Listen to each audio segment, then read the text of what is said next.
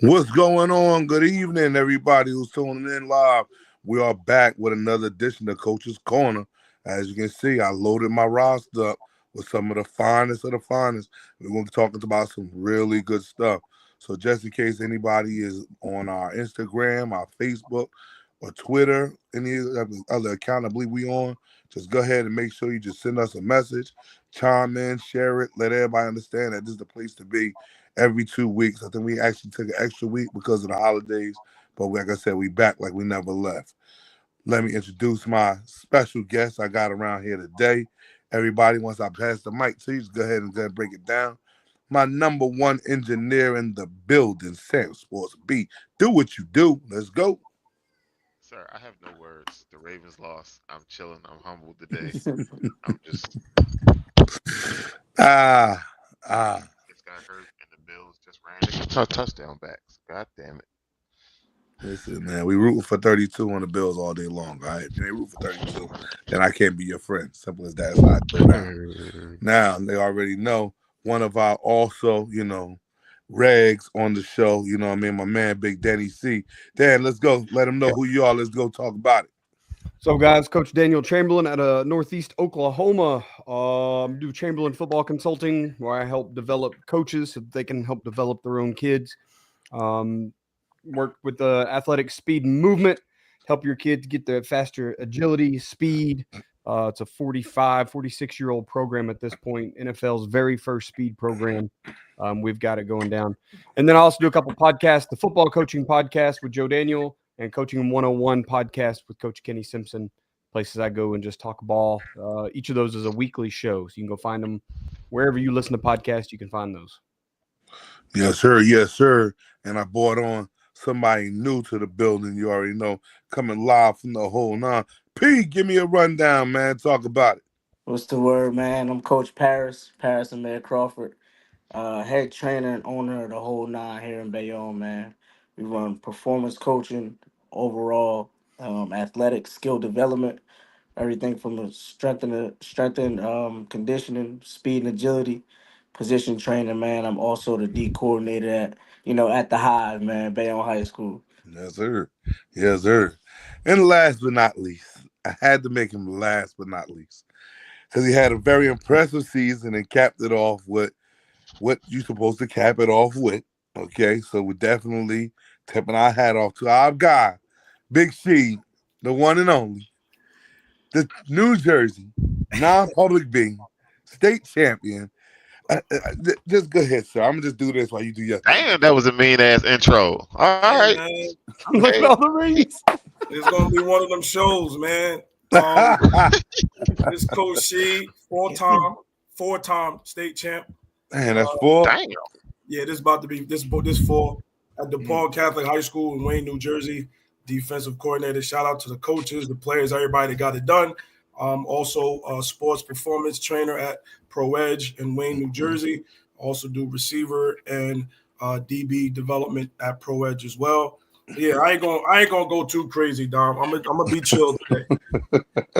Trust me, the rings is enough, baby. They talking enough. But I heard you say four. I'm retiring before.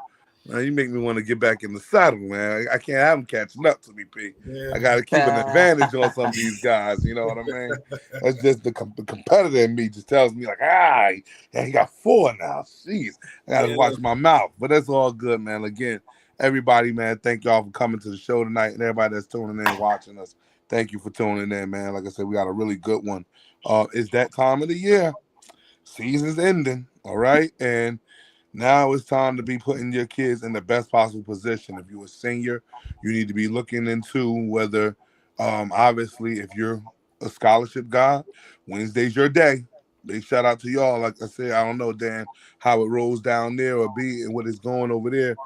We know it's a national early signing day, I'm guessing, is on the 4th. So if you're a scholarship guy, you're going to sign early. And I mean, like I talked to the coach from Marshall last night, just because you sign don't mean you stop working. So make sure you seniors get to it, stay to it. Juniors, sophomores, freshmen, you want to be in this position moving forward. Again, mom, dad, his uncle, brother, auntie, the time to get these kids in the right spots. But again, we got a nice show. We'll get to all of that stuff later on. B, what you want to kick it off with first? Whatever you want, sir. I don't run shit around here. You know what I mean? I don't The run lies shit. they tell. All right, so the Eagles, right? So let's talk about the Eagles. Not because I lost to them, because I had this question for like a week and a half ago. Mhm. They drafted a bunch of young corners, and one of their corners, Mitchell, is that his name? Not 100% sure. He plays one side of the field. He has real high numbers, haven't let up a touchdown. But my guy B from Off the Top Sports said that's bullshit because you the best corner, you supposed to travel with the best receiver. You play Okay. one side of the field, you don't travel. Okay. So is that how y'all look at it, or is it you play your side? Because Daniel shaking his head. So Well, do you play just one side of the field? Like, yes, my job is just play this left side. So they put number 2, number 3 over here. Like, they ain't got nothing to do with me. Hey, hey, let's jump on it. Whoever want to go first. I was gonna say this. We talk about we over me all the time, right? The team's bigger than Mhm. me, but then we want people to trash a kid that stays on the left or the right, or that's always the boundary of the field, or the strong or weak one because of his skill set is better for that. Like, come on, man. Mhm. It doesn't make him not the best corner because he doesn't travel. Maybe he's not the best man-to-man corner. Who cares? If he plays his side great, and he's the best at doing what he does, then who cares? P, But what you think about that, Sauce P? Gardner's the guy, though, right? And he's the I, best. Period. I also think that how complex offenses are getting, trying to go find a guy, motions, and all these stacks and trips, bunches, and stuff like that.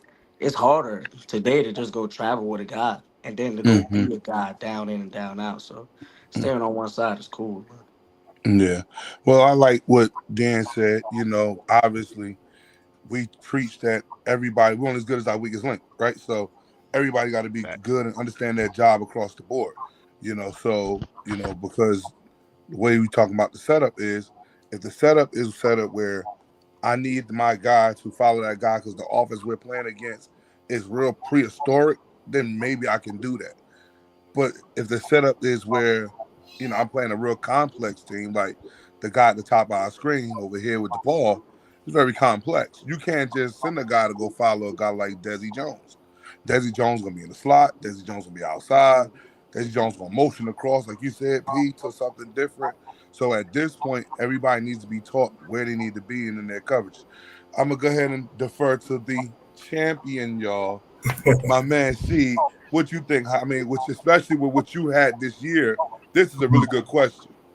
Yeah, so from experience, I played corner, and I remember playing with one of my teammate. He can only play the right side, and it was only because we were playing right-handed quarterbacks. So he knew if the quarterback turned his shoulder towards him, it was his indicator to break. So it was a visual and a mental standpoint from him where he's like, I can only play the right side. No matter where you're at, I need to play the right side. Okay. What we try to do at my school is we want to make those guys interchangeable, where they can play the left side, play the right side, sometimes play the slot a little bit, just to showcase themselves for the next level. And then whatever they do at the next level, that's Right. what That's they on them. do. But we just want to show the versatility in our corners, that they can play left side, field corner, boundary corner, some nickel corner, just so they can showcase their skill set. Right. And I think you'll agree, like I said before, if you got a real simple type of offense, then you get exotic and do all of that stuff, But if you got you a complex offense, then you might have to sit in the zone, and guys got to do their job in their zone. So, Right. I think that's where I'm at with that, B. I mean, but, that's, I guess, according to what Brandon is saying, we talking NFL, where the schemes are very complex, okay? And, I mean, there's reasons why guys like Cooper Kupp go crazy, because they're putting them in every different type of position. So I don't know. As a fan, I think we want to see, like you said, Dan, you want to see Sauce Gardner following, the best guy all the time. But as far as the scheme, the scheme is the scheme. I can't be mad at the all defensive coordinator because he want to coach to win. Like, that's his scheme. He don't sit down with me and do the game find plan. a mismatch. Right, Trying to find mismatches. You know what I mean? Because guess what? Just because I got Patrick Surtain on this side, right, don't mean I can't bracket the other receiver on the other side with a linebacker and a safety. So now I just put you in a bad position where I got two on your best and my best on your, your mediocre. So now I made you come to my best. So it's all scheming and type stuff right there, Yeah, it's a skill set too. That's why you have field corners, you have boundary corners, you have nickel corners. It's also a skill set to where if I'm a dominant boundary corner, and you put me at nickel corner now what I'm good at is gone because I have space to work with, et cetera, et cetera. So I think it's a matter of skill set too, no matter what level. Yeah. Awesome. Hey, I got Will Hathaway said, congratulations, she, on winning the state championship. Appreciate you, Will. Appreciate you. I'm telling you, man, that was an interesting game, bro. That was an interesting game. It went exactly how I thought, too. It went how you expected. It ain't how you thought, bro. Oh, I actually thought it was. I thought this one out. I'm cerebral with this, man.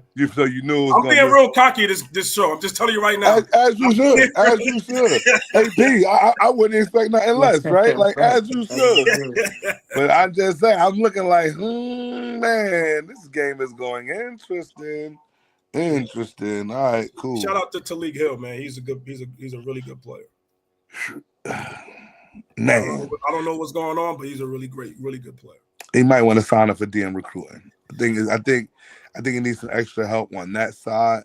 But also I think maybe what we need to start doing, and I know P and Dan, when y'all working with your kids, you really got to have a sit down with some of these guys and try to figure out where their mental is.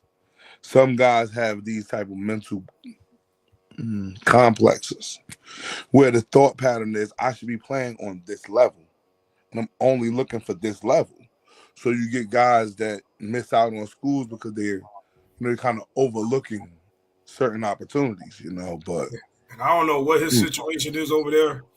I don't know if it's grades or whatever it is. I don't know. But if he didn't have the type of running back that we had in my school, he's really the best in the state. Like he's that's going to be the big argument. Yeah. It's definitely a big argument there. Yeah, so I don't know what his situation is, but he's real deal. B, what you got cooking for me? So next up we have this play. It happened a few weeks ago, right? But a lot of shit happened. Pause it. Stop. God damn it. Wait a fucking minute. Hold on. 1, 2. All right. So pick it up here. We're gonna go full screen, and a lot of things happened in this play, and I want somebody explain to me what happened? Where was the breakdown at? Yeah, running back a couple of times. Well, what happened was, go Dogs. That's what happened. Look at his stance. 7 stance is so bad. And he just went behind 9 people and said, "Fuck it," and said, "Go Dogs." Oh, I'm gonna let. So how does the defense supposed to communicate this? Well, run it back. I know how they're supposed to communicate the whole thing. Yeah,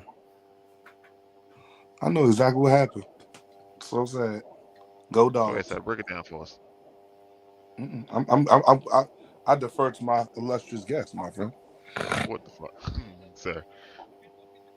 No, because you got to see how they just play the game with their eyes, man. You see, they got the tackle offset, playing with the defensive eyes.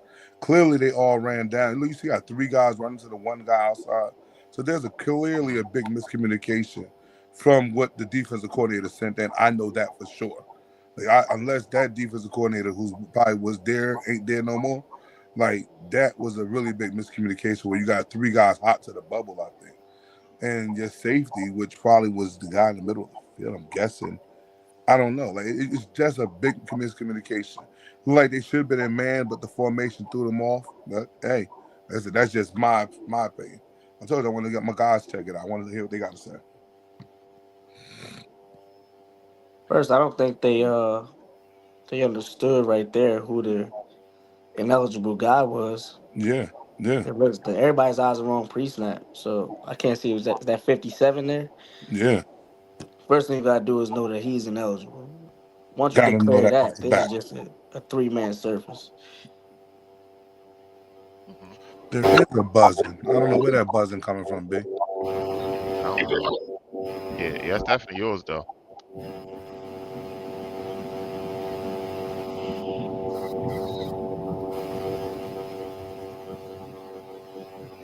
No, say something.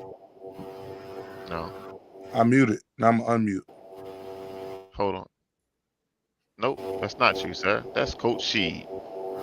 Oh, it's all the rings in the background. I'm gonna go out and Oh my What the God. my bad. Yeah, that's me. sir? It's the resistance of sound waves through all these told you. rings. He told me it was gonna be one of those shows, y'all. He told me that it was gonna be a big shit. flex type of show, y'all. Let me know if I'm good. You still hear it? No, I don't hear it now. No, I don't hear it. All right, we good. It was the rings clinking and all that noise. Yeah, my apologies. But nah, I mean, there's obviously a little bit of smoke and mirrors here. They do have a tackle over and then have him out to look like a block. I mean, if you ask me, this is going to be tossed to the boundary, right? Some type of outside run play. They got a heavy body over there to help guide the way, lead the way, and Tennessee bit. mm-hmm. I mean, it's just very, very well schemed. Probably broke a tendency here or have shown this before. It's probably not the first time they ran this formation. I don't know. I don't have all their, I didn't break them down that week. Same thing for Georgia's probably broke down Tennessee's defense to show. I don't know, man. It's cat and mouse football, you know? Yeah, Nah, like I said, they I definitely definitely- tendency on that. Nah, I definitely see miscommunication because there's no reason even why, of all people who's come screaming down the free safety, like anything, you supposed to just sit and chill. But everything bumped over and just screamed down. Look at it, you got four guys out here worried about the one dude. Like, I don't know what the score is here, but there may be one of those positions at 14-10, it looks like. So, it's one of those where, like, they absolutely need to stop. Sometimes you play a little bit unsound because you've got to go stop the bleeding. You got to go make a stop right here, right now, and it bites you. So maybe, who knows, man? Somebody get tired and got subbed out. You never know what the case is there, right? Hey, Brandon, bottom line, go Dogs. Sir, just cut it out, sir. Listen, man, real interesting week in college football, man. No, it was a lot of fight. They was fighting, but everybody had something to get off their chest after the game. Man. Man, Ryan Day goes down again. Fran Brown in the year is up. It's a real good week in college football, bro. Back again, Sheed. Oh my God. Oh yeah. Really good week in college football. The Clippers, something. He trying to cool off all of those rings, he over there can't help himself, He probably got the people ushering in all of this, the bottles of champagne and stuff. So Nah, man, I don't be drinking, man. I know. Pure H2O. What you got? You got a play breakdown for me? I see the play breakdown. No, so yes, I do, and I don't have that. Right. So I thought about this. Me and DM talked about it earlier. We didn't really put it together professionally level yet, but I want to throw it out there. So I want to not week by week because we do this every 2 weeks. Let's go through a pre-snap read for position by position, right? So let's say we start with the quarterback, and go through as he walking up to the line. What is the pre-snap read for a high school quarterback walking up to the line? And we're going to do position by position. Like next week, we might go linebacker, then we go running back. You know what I mean? Like pre-snap read. So we want to start with. You want to start with the safety? You want to start with the quarterback? Because I know that we've been back and forth with this. Whatever don't get me cussed out. Sir, I'm not in the business. That's sleep. All right, so let's go with free safety. So let's start. I was right, y'all. Free safety. Now, with that being said, if we're going to do this correctly, do we have to have a formation, or is it just standards that we walk up to the line and we look at? I say just leave it basic. Leave it basics. Every scenario So we're changes gonna go everything. spread. Okay. So we're gonna go spread. Spread single high. I like it. That's my life. All right. Spread single high as a free safety. Walking up. What are you looking for pre-snap? Now it just depends on are you playing a match zone or a true zone. So that's going to affect. This is like an hour-long conversation right here. Yes. It depends on That's what why your we team make is, right? these conversations. Are you going all man, or is it man zero? Is it a true drop zone, a match zone? I'm gonna work on my stuff. I really want him to be calling the strength of the passing strength. So he's the one identifying where's all the receivers, who can get vertical right now, and he's got to make a call. I split my front and my DBs, right? So my linebackers and line can go right, and my DBs can all be strong left. Yep. Which is pretty common because I'm not worried about a tight end getting vertical on me right now. So tight end will give me the strength, and the extra receivers will give me the passing strength. And then it's all scheme, my man. After that, right? It's what does he do in that rep? And how involved is your free safety in your run game? You place, like Spill Force Alley, like the JDFB system, or is your free safety going to be? Is he a 3-4 free safety, or he might have to roll down and be the force? So it can get very, very variable pretty quick. Yep. But pre-snap, I mean, he needs to know where the guys can go right now. That if he's your post safety, which I'm going to assume he is, if he's your free safety, your strong safety, he's going to come play the run. Then he's looking for that vertical threat right now. Field and boundary, he's got to know kind of which is which there as well. If that's how you play your guys, because obviously he needs to know where's the big hole that they can throw to, and he needs to know where's the high school quarterback actually going to throw the ball, right? If my field is to my left and I've got a whole bunch of receivers over there, he's probably not going to have to go out and track that number one receiver, because high school quarterbacks at our level, I'm a small school, some of y'all are big. You see that quarterback is not throwing the vert to the number one to the field. You know what I mean? The guy out there on the field, he's not getting it there. So, so that's his pre-snap reads, pretty quickly. And then you can get as in depth as you want. You can automatic check some stuff that week if the placement of the back matters. He probably be checking that anyway, make sure they can't get quads on you real fast, right? With the back out, if he flares out. Lots of stuff, Brandon. Lots and lots of stuff. You that's a loaded question. And listen, we just want different perspectives, to see what everybody brain is thinking. Pete, get in on this conversation, man. What you got there? Hey, first thing like you said, especially being in the single high, is where's the immediate right now. We do the same thing as far as splitting the front and the back end guys. So our free safety, and we put a lot on this kid. We've been putting a lot on him. I'm speaking just personally now. We put a lot on him since he started playing for us since he was a freshman. So going into his sophomore year, he had to learn just a lot on the fly. But the first thing I like to do is just simplify it in a way to where where's the immediate right now, right? Once we get that immediate, then everything else is just play ball. In simple terms, you know what I'm saying? Know where it is immediately. And then he's become smart enough to really start to understand, and with motions and things like that, where we're rocking and rolling and things like that. So, yeah, immediately find out what's immediately happening right now. So now when B gave me this, I was like, for me, I need to know a lot. I need to know down the distance. I need to know what's killing me. You know what I mean? Is this team a big air raid type team, or they, or they a wing T team? And I got to look out for waggle and stuff like that. So, that's how I looked at this whole question. So the first thing I want my guy to honestly understand is, okay, the type of team that we're playing. Understand we talked about all week in practice, right? So we're playing the wing T team. We know it's a 3rd and 8 or more. Obviously, waggle's coming, and I'm looking for that tight end slant coming across the middle type of thing. If it's not one of those type of situations and it's a spread team, and then obviously, we got another 3rd and 8 long type situation, and we're in our cover 3, just play deep third like we talked about all the time, middle of the field. Pardon me, fellas. And then, like you guys said, identifying who's the threat. And then just communicate, being able to be a general. Making sure the corners know what the coverage is called, who's the threats, where to get to. Make sure the linebackers understand who has the threats are and what we're doing, and this way we're good to go. So that's what I feel like, as far as our our pre-snap read for our safeties. He's really the coach on the field.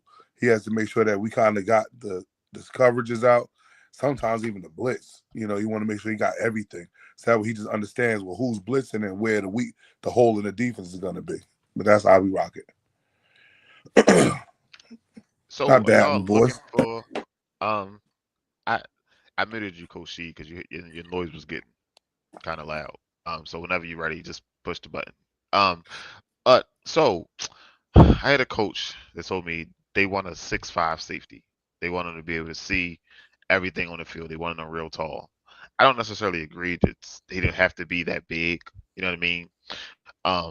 So what are you looking for in your free safety? Like, does he have to have a certain height? I know me. I want you to be able to cover sideline to sideline. You gotta have the speed and the football awareness to see what is going on, be able to read and move. You know what I mean? So I know everybody is not really different. So you got to work with whatever you get. So does height really matter to y'all? In that spot, to me, no. Right. The only thing that matters to me in that spot is two things. One, are you cerebral?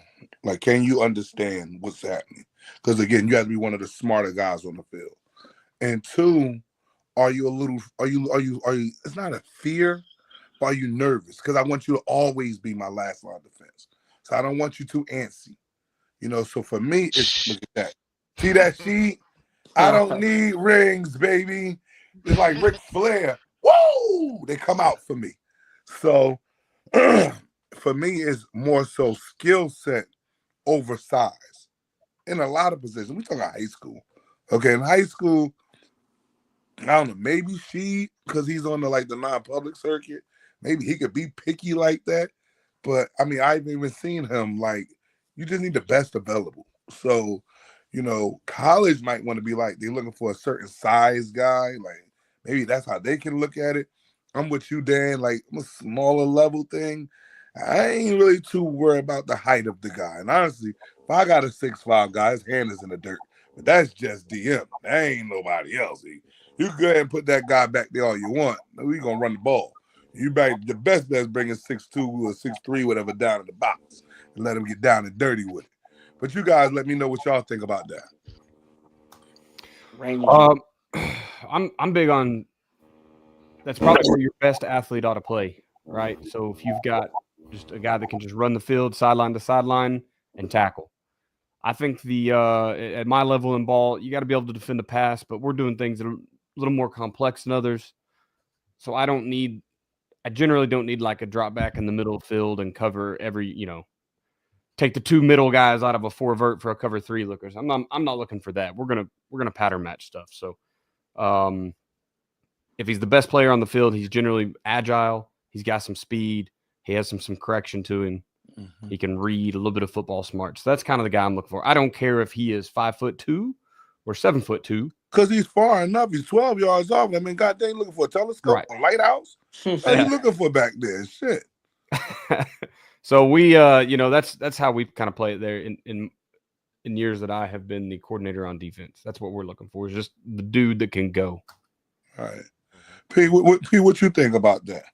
Yeah, I need that guy to be rangy, man. And like you said, you got to know if he's a nervous guy, because the safety, you have to go make tackles. Yeah. So if we have guys, I tell my guys, even when it comes to, DB corner, I say, if you're off at 12, right, and you're worried about somebody beating you vertically, we can't have you here. You know what I'm saying? So if you're too antsy and you're getting up out of there, you're not making plays that are a little bit underneath you, then those are the guys that we just can't have. So he got to be, just rangy enough, and whether that's, getting into a deep drop or whether that's coming up and making a play in the run, but he has to be able to cover those grounds. One more question. B, what size he said he want that corner to be? I mean, that safety to be? It was like 6 foot. We had 3 of them come in this year as freshmen. Nah, you said like 6. You gave me some crazy number. You said one 6'5". One of them is 6 foot. One of them was like 6'1". And the other one was a little bit. It was like maybe about taller than that, but yeah. No, I get it. I was just saying, because the average height on a Division I guy he averages about like 6 feet, 6 feet to what from 5'8"? No, not 5'8". About 6 feet, 6'1". That's like the average Division I safety. You know what I'm saying? Now, of course, you got some freaks out there that just go out there and can be 6'2s and 6'3s, but once you get you a guy like you said, 6'4", 6'5", ain't nobody gonna be back there for him. He gotta either go to outside receiver, he gonna come down in the box and put his hand in the dirt or rush off the edge. That's how it goes. See what you got on this. I mean, we kind of sound like I know you're gonna be on the same type of time we on. Yeah. I don't need, unless he's just like a freakish athlete. So I'm guessing they're kind of comparing him to the Baltimore safety Hamilton, where he's playing multiple spots at 6'4", and he played at Notre Dame. He's 6'4", but those things don't happen a lot. And you see how the Ravens are using him. They're moving him down in the box. They're playing him off the edge. So, you know, again, everything is based off of skill set. You can't just have a 6'5" guy back there just because he's 6'5". Middle school basketball, man. Yeah. I'm gonna say this. HG and P. I don't know if y'all been watching the Bosco, right? They got a young kid, Makai Allen, I believe his name is. He's about 6'3", 6'4"-ish. And they moved him right down to the back. But they brought him right down the outside linebacker, Dan, like is what I'm telling you. Now, he could do a lot of stuff. He freak. He could return kicks. You know, he could play in the box. He could play deep. But again, on this level, in this world, eventually that don't stay back there. You know, eventually that has to come down. They're going to put the weight on it, and then he has to kind of know how to mix it up. So, you know, but I like the hope and ambition, B, that he got that he can get that 6'5" guy, 6'3" guy back there. I mean, but don't have no 6'5", 6'3" safety. Well, I just and a 5'5" nose guard. That ain't gonna cut no checks. We just running power. I'm telling you, that same Georgia formation, we bang, bang, just running power on it all day long. So you gonna bring 6'5" to me, or I'm gonna bring this to 6'5". Just going downhill records. I know a lot of coaches that look at kids and put them in a certain position. No, I think every coach does that, right? We all listen. You could be walking down the halls of a school. You could be walking in the mall. Like it's coach's eyes are coach's eyes, man. You see a kid, and eventually you don't even know what he can do. You're just looking at a kid, you're like, oh, you 6'8"? You could be a nice offensive tackle. You know, that because this is just how we compute things. But obviously, from what you see to when you get them into that practice, get them into that weight room, get them around, then you learn. Okay, I thought you was gonna probably be here, but can't even move his feet. But then, like Mike Tomlin was saying, I think all of our guys agree. No lazy coaching. Coach is coach. Yeah. Sometimes you have to get that 6'5", 6'6" guy to learn how to play the outside, the tackle or the guard spot best you can, whether he picking it up or not. We are selling out so that this kid knows how to do that. Same thing when you got on the defensive line. You know, I got a kid that's 6'5", long arms. Listen, I know he probably will be a decent tight end, but we selling out for this because we understand next level, this is where he's going to get the offer. And that's what it's about. Like I said, coach's eyes just want to try to figure out the best possible way to put that kid in a position to obtain the offer.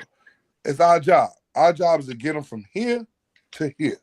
Now, once he get there, I think you said that earlier, once you get next level, boom, that's their job. You know what I mean?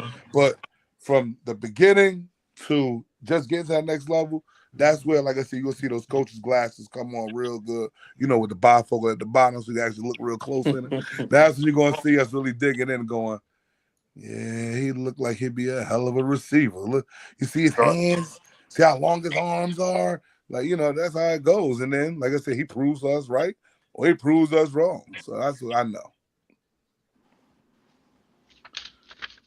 Definitely. You just gave me a ticket. This is a speeding ticket. I was Sir, I gotta watch him. No, I gotta watch him. Taking notes, sir. Taking notes. Oh, okay. Don't have nobody in Baltimore ready to take me out because I'm over here criticizing them for what is 6'3" safeties and stuff. I just drove back. I don't want no ticket for no cop. Like, ain't you the guy that was on the show? Come on, man. Don't have me out here looking bad in the BMO. Did y'all see the hit on Trevor Lawrence today? Yeah, it's pretty shitty. Listen, bro. Okay, great. Listen, man. Crazy. That's all you can say. So you had two questions about Jersey football. Okay, let's tap into it. You want both of them? Okay, cool. I got you. Don't need you want me more than an hour, as always. You know. We're making good time right now. We got 20 minutes left, and then we're gonna hit into DM recruiting, and that's gonna take some time. That always does. Yeah, that's what That's what everybody be waiting on. They be like, when y'all gonna get to the DM recruiting? Where's that game film at? So, this is the question that I've seen so far. We've had. Here we go. Hey, listen. I think they turned the curve. I think it's turned the curve, but now, of course, D, like I was telling you, we've had our state champions this week, right? So the best North Jersey team was been playing the best South Jersey team. Okay, so we did our smaller school, which is Group 1, and I think our biggest school, which is Group 5, right? Publix. We've had our non-public A and Bs. Now, non-public A and Bs don't really kind of go north. They do north-south all through their bracket. You know, like I think Camden Catholic had to go all the way up to Pope John. All right, I think so. So you know, the non-public one don't like. That's why this conversation, it's not a non-public conversation, but it does have non-public in it. So P, my thoughts is now you being in Bayonne, you seeing Union City. Now Dan, Union City has beat everybody by at least 21 or better on just wing team. Quarterback is throwing the ball 2 to 3 times a game. It's just surgical. Like before they got to this game, which was the regional championship, the North 1 regional versus North 2 regional, they beat that team 41 to 14. No, they shut them out. They shut East Orange out. I think it was 41-0 or something like that. Something like that, yeah. So, same thing with Cedar Grove. Cedar Grove is our small school North 1 champion, and they just kind of went through their section like a hot knife through butter. I mean, really, really bad. Shout out to Dame Harrison, North East Side coach in the building. I hear you got them kids in the background. Hit the mute button. So the situation is, for a long time, and I don't know how it is in OKD, the South Jersey was always allegedly saying that, well, North Jersey always said South Jersey was not good. South Jersey football is not good. So I don't know if you got that where you got an East and a West and okay like that, but that's kind of what we have here. But now it has been evident that there's a shift. Now, granted, I know Old Japan, which is one of our northern schools, won today, but that really don't matter because for what I seen on Friday night, after I watched Sheet hold up another trophy, big shout out to you, Sheet. Those 2 teams that I said that wiped out their whole region was wiped out in the biggest game in New Jersey. Like it was just diabolical. Towns River North beat the Union City team that I told you that beat everybody by 21 or better. They beat them 41 to 14. Whew. In the biggest game in New Jersey. Like at this point, this is not supposed to happen. Like you heard what she said. I like what you said earlier. It's like this is how I expected it to be. Now, when she played Pope John the first game of the season, it was a lot to a little. It was as he would get on the stage and say, "We smoked their boots." He smoked their boots. Okay. The second time was a little gritty. You know what I mean? He had to kind of put some boxing gloves on and try to bob and weave, get a couple jabs in, and they delivered a knockout punch to eventually win the title. Because at this point of the season, that's what you're looking for. The fans, everybody's coming out. The best from the one side to the best to the other side. It should not be that bad. The Glassboro played Cedar Grove. And the Cedar Grove team, Dame could tell you, I believe Cedar Grove beat another one, B, Dean, listen, Cedar Grove beat a lot of teams by what? 20, 20 28 plus. points. Yep, 20 plus. And the quarterback has thrown for about over 3,000 yards in this one season. They get out to the big matchup. We're in MetLife Stadium, home of the Giants and the Jets, right? You don't want to look bad here. They give up 402 rushing yards on the ground to one running back. And then I want to say that final score was, let me look that up. Dame, you got that? P, y'all got that score? I'm telling you, it wasn't a good look. I shouldn't even be looking right now. I should It was have like this 40, it was like 40, 41-14 or something like that. Yeah, it was bad. 41. No, 56-14. 56-14. You make it no better for him. Good. Yeah, God. he had 20 carries, 402 rushing yards, and 4 Sheesh. TDs. So on the biggest stage, how does it happen where these teams, now I'm telling you, Dan, this was not a thing that would happen. It's not how it would go. Some North Jersey team will win more than the South Jersey team. And honestly, because of population, that's why it's kind of like that. There's a lot more guys in the North than there's the South, I would say. So Right. you never really seen it like in this type of discrepancy. But for our two best teams, I would say in our area, to get railroaded like that, I think the conversation has to come up. Is South Jersey football overwhelmingly better than North Jersey football? I'm gonna let P, because you new to the show, obviously. You give me your take on what you think. AD, I'm the same as you, man. I was out there on Friday. So I'll say the Union City game was a little bit different than the Cedar Grove game. Okay. Football is football. It's about 14-0. Union City comes out, returns a good kick, they score. Times River North ends up punting the ball, fumble.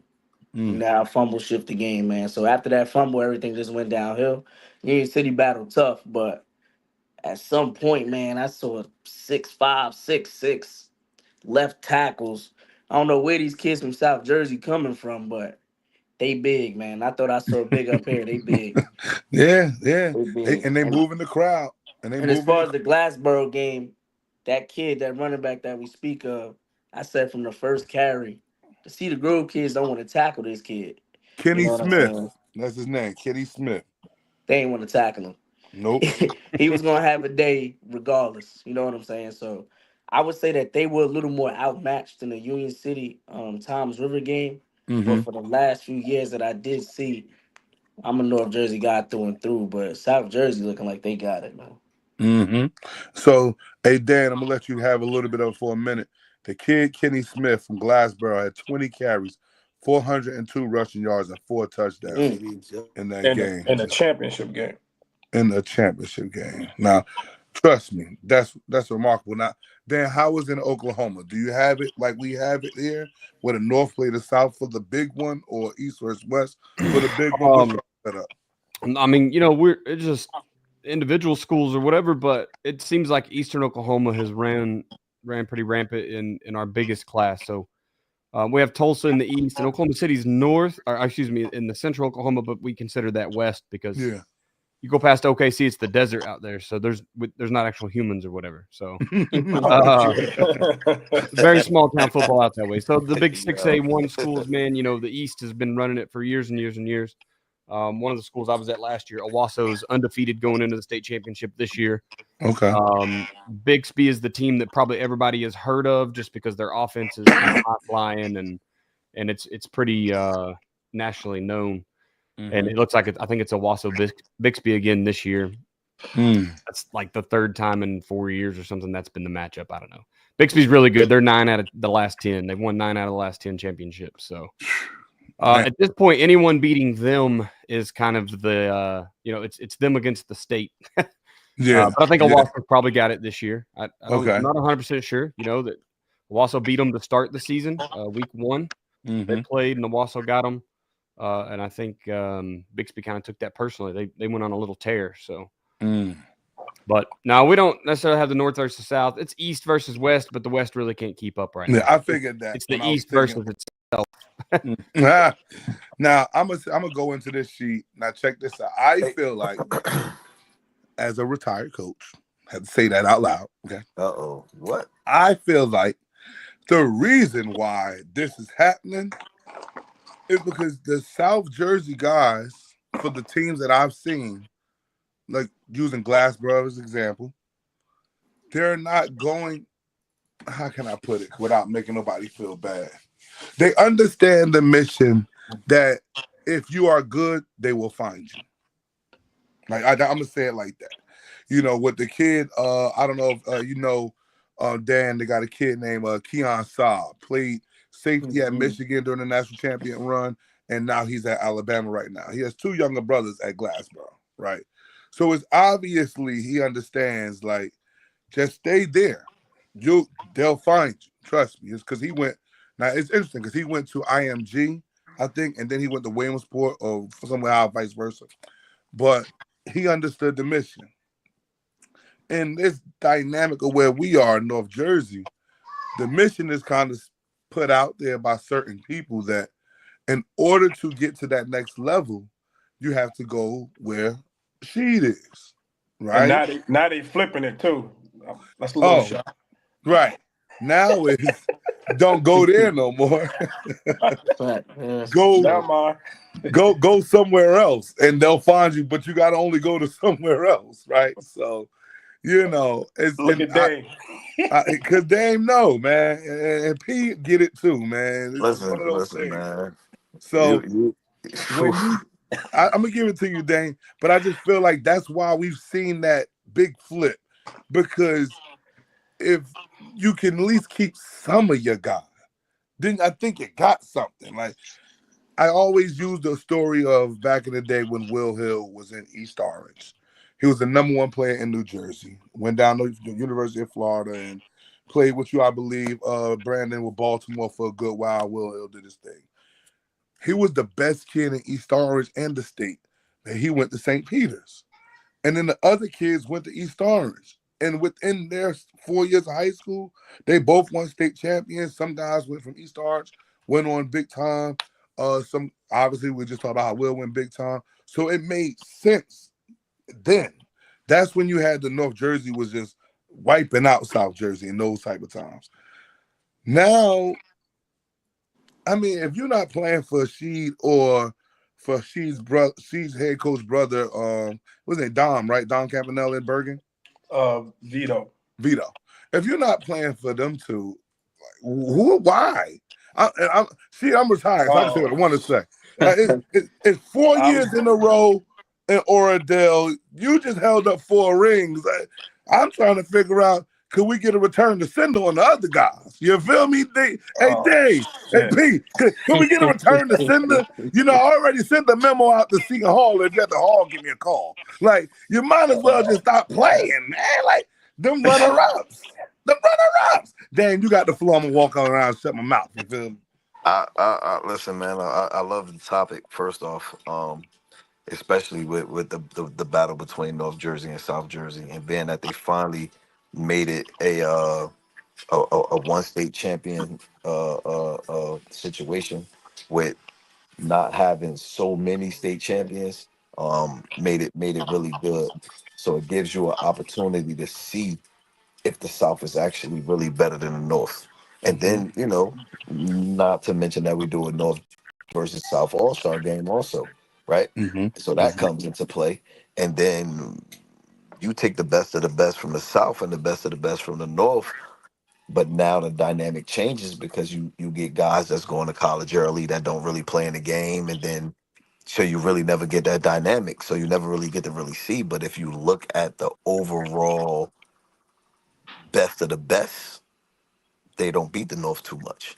Yeah. You know what I'm saying? Like those games don't go too well. But then you get, you know, overall team ball and things like that. Like, I think their dynamic is a little different and a lot quieter than it is in the North. They don't have 37 high schools in one city and things like that. They don't have charter school situations in every town. Just they might have They might have it in Camden. I think Camden has a charter school situation down there. But in a majority of those other cities, it's just one town, one high school, and they're just gonna be that group, and that's just what it is. And so you're taking a one town, one high school, and they're classifying that school as a group 3 or a group 2 or a group 1 or whatever the group is, and then you're taking the different dynamic with what's going on. I'm not taking away from the coaching at all, but the dynamics are different. You know what I'm saying? You're dealing with different things in different situations. So again, that's another thing too. Like, what does the transfer rule look like down there? Like, that transfer rule is not the same as it is in the north. You know what I'm saying? Like, are the state rules being applied everywhere? We would never know that up north. Did that Glassberg? So I know, it's me talking, and I kind of got a special guest sitting right here, Don. You might I'm like it. hearing, I'm You hearing might noise. like it. So I'm gonna flip the camera and let you see who that is right there, yo. Ah, Coach Logan in the house. Everybody, let me introduce my guy. She, it's just a tough night for me right now. She, okay, she won another title. I can't keep up.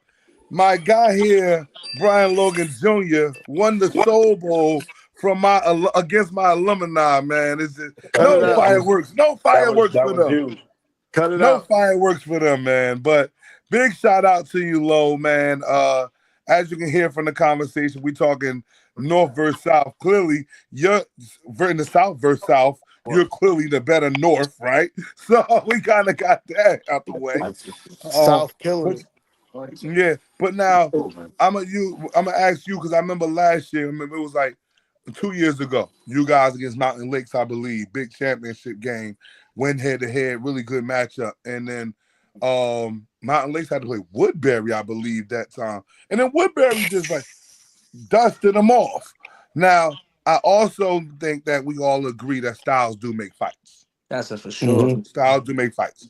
So because we have already spoken about, and even some of my friends that live down there was saying we was really expecting to play Weequahic High School because they knew that they had athletes that could keep up with the athletes. So maybe when we talk about that big Glassboro game, Dan, with that kid having 402 rushing yards, maybe if it was a different type of team that they was going against that day, maybe it's not 402 because now it's not an 80-yard run because you can just naturally athletically outrun dudes. Now you got some guys to work on. But B, man, what's up, man? Welcome to the show, man. We live in the Coach's Corner. It's all about matchups, man. You know that. And that's like you just just what said, it's a matchup thing, man. But that's just like those guys down there killing it, bro. They don't have as much to worry about, I should say, as far as like, the like Dane said, the overall demographics of it being 1,000 schools in your area picking from the same kids. Like most of the time, and I heard somebody told me that team that beat Cedar Grove is just the same 14U team that was out there before. Like they've all been together for a minute. It ain't like up here in the suburbs, you get it like they know what they're getting. We gotta pick out the pumpkin patch, and then I might get the best player this year. They might get the best player next year, but it's not like everybody's going to the same school and playing together. That like you right. talk about 6'5" linemen. Like if you look at Eastside up front, they got 6'5" linemen across the board. You know what I'm saying? But it's like who's coming out right after Pop Warner, or who's or who are you know what I'm saying? Like, or who's waiting till their junior year to play football. Now you got to teach them the game before they actually get, become a dog or whatever the case may be. Right, You know what I mean? So it's like shit, like in North just alone, like within a 2.5 mile radius, you got us, you got Weequahic, you got Shabazz, you got Central, like, you know what I'm saying? And then if you yeah, go up the street, it's West Side, and then it's like, could you imagine if those kids were playing like together for a program? together. Like it'd be Yeah, crazy. You know what yeah, I mean? But yeah. unfortunately, that doesn't happen. You know what I mean? Right. So Okay. down there, you get it. You know what I'm Yeah, saying? you Like get down there, that. Yeah, you get bro. that combination of the three schools, And they basically. getting bus to school. Yeah, you getting bused to school. You know, you I mean, it's just different, bro. Not making Mhm. excuses, or But it's taking not. anything It's not from an it. excuse. It's just. No, no, no, It's. no. Yeah, no It's excuse. just. But I just, It's like I just. said, I felt like this is a reason why, because no one's gonna really explain it like how we're explaining it. Like this is a Mhm. reason why I do see a shift in Oh what's yeah. happening from the North Jersey to the South Jersey. Oh yeah. Check it out. Like, God. Like, let's keep it a buck. God. Like, if the best kid don't go to St. Joe's and he go to Glassboro, let's say, like how more dangerous are they now? Like, you know what I'm saying? Like, it's Mm-hmm. crazy. Mm-hmm. Like to keep all them kids under one roof is absolutely nuts. Yeah. Hey It's like a B, what is it like in Baltimore? Do you got like a North So Baltimore I versus just South pulled this. Baltimore? No, so listen, right? So I just pulled this up. This is Okay. just our 1A bracket for this year. These are and these just the public schools. These not the private schools, none of that. These are just public schools. This is just 1A. Uh-huh. So you have to get the city teams go first, then you gotta go out to the county. As the county teams go first, and then I guess based on record, because in the city we gotta have a neutral location. It's a little confusing sometimes trying to keep up with all this, but it's no north, south, east, west. We actually yesterday is that's a fucking lie. It is for the first two rounds. For the first two rounds it is, and then I guess they do away with all that shit because you could get to the second round and have to go and play somebody different. You know what I mean? Yeah, It's because not I'm so I don't looking know at how they I don't know how this works. Because I'm looking at Green Street is they annihilated Benjamin Franklin, they annihilated Reginald, and then I don't see Green Street no more. I don't know what happened with that. But on the other side, I see Forest Hill killed this Algery team. They killed Clear Spirit. Had a good one against Cambridge, but this what I'm talking about. You notice how as the yeah, games Green get Street jumped closer, all the way down the here scores and get had to play closer. C. Scores, yeah. So then there's no argument or parity or anything at this point. Hey Dan, the game got closer, the score got worse. It's Yeah, like because it's some of just this shit, some of remarkable this shit. how remarkable how that just goes out like that. And I get it, but hey, that's what it is. Which So all y'all know Dunbar, right? All y'all know Dunbar Yeah, from down here, I the used to Dunbar recruit High School. Dunbar. Yeah, Dunbar. They championship next weekend down at the Naval Academy because all our championship games are down at Naval Academy. So they on a 51 game winning streak. Uh, Nice. yeah, It's nice, man. shit crazy. That's nice. They Hey, but Key, last week congratulations, they man. won I ain't get to tell you they won six to congratulations nothing about a in baby, overtime. bro. what's that school down there? What's that school I met a kid at? Archbishop Samantha, Stepping that? uh, Archbishop Stepping that. We got Is Malort, that Archbishop Curley and then we got Curly, Archbishop Spalding. Spalding? Baldy. Yeah. Solid That's unit. I the one met in a the kid county. out there. Huh? Yeah, that's the one in the county. Curley is in Oh, the okay. city. Spalding is in the county, but they just redid Well, all they that. They they got a nice, spread they nice spread big out ass too, field for Don. every. They spread out down there. Okay. I spent a little time in Baltimore. Yeah. When I played arena football down there, and I went to a Baltimore Black. couple, couple things and caught a couple games and seen some things while my time down there.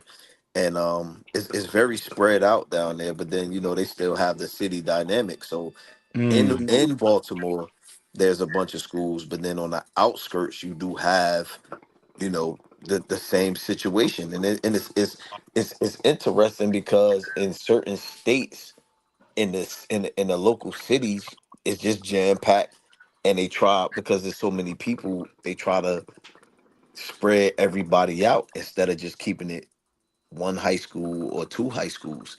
You know what Mm. I'm saying? Because you can't accommodate everybody to one high school, but that's not true.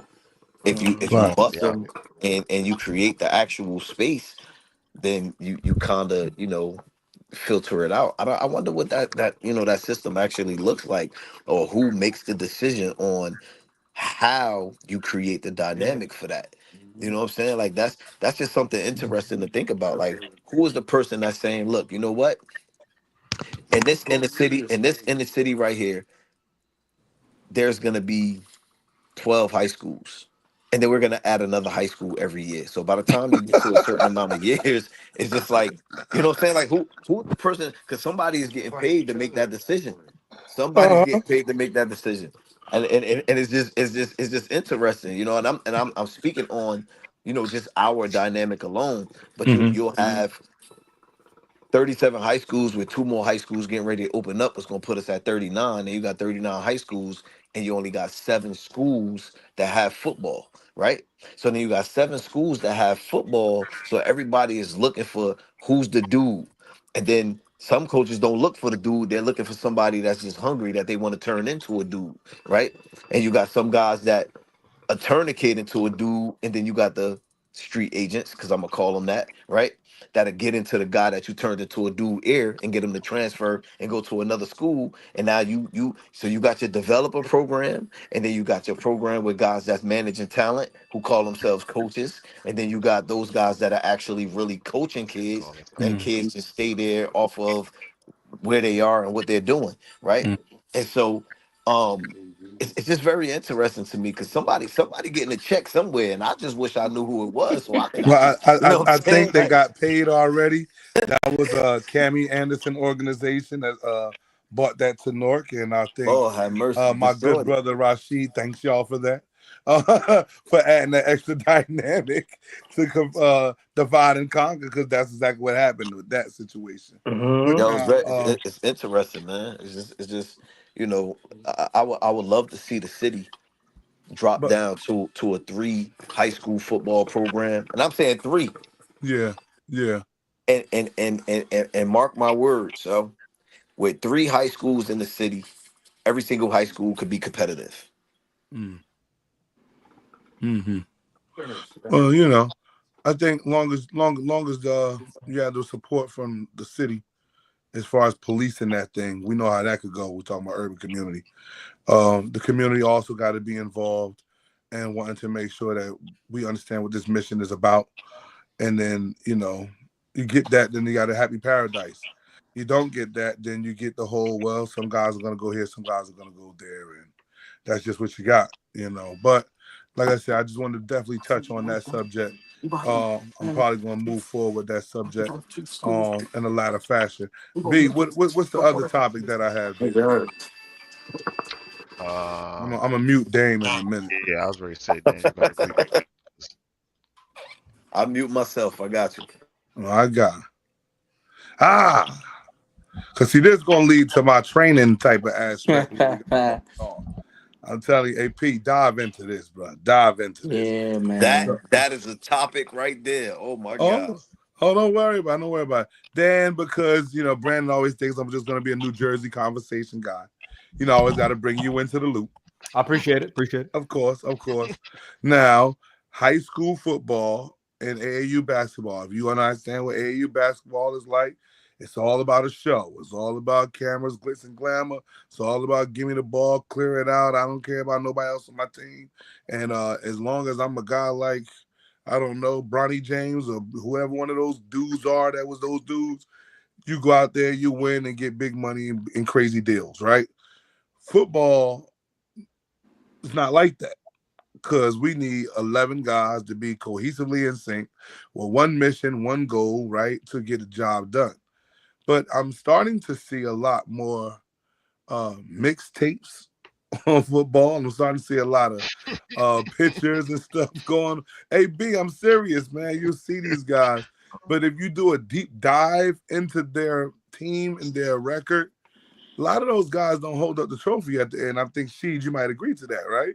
Where you got a lot of the, because we're all competing for the same ones, and Sheed's got them all. I mean, well, you know, but he's got a few. He's got a few. But I'm just saying, yeah. I'm going to disagree with that, yo. I don't got them all. And I'm gonna disagree with that.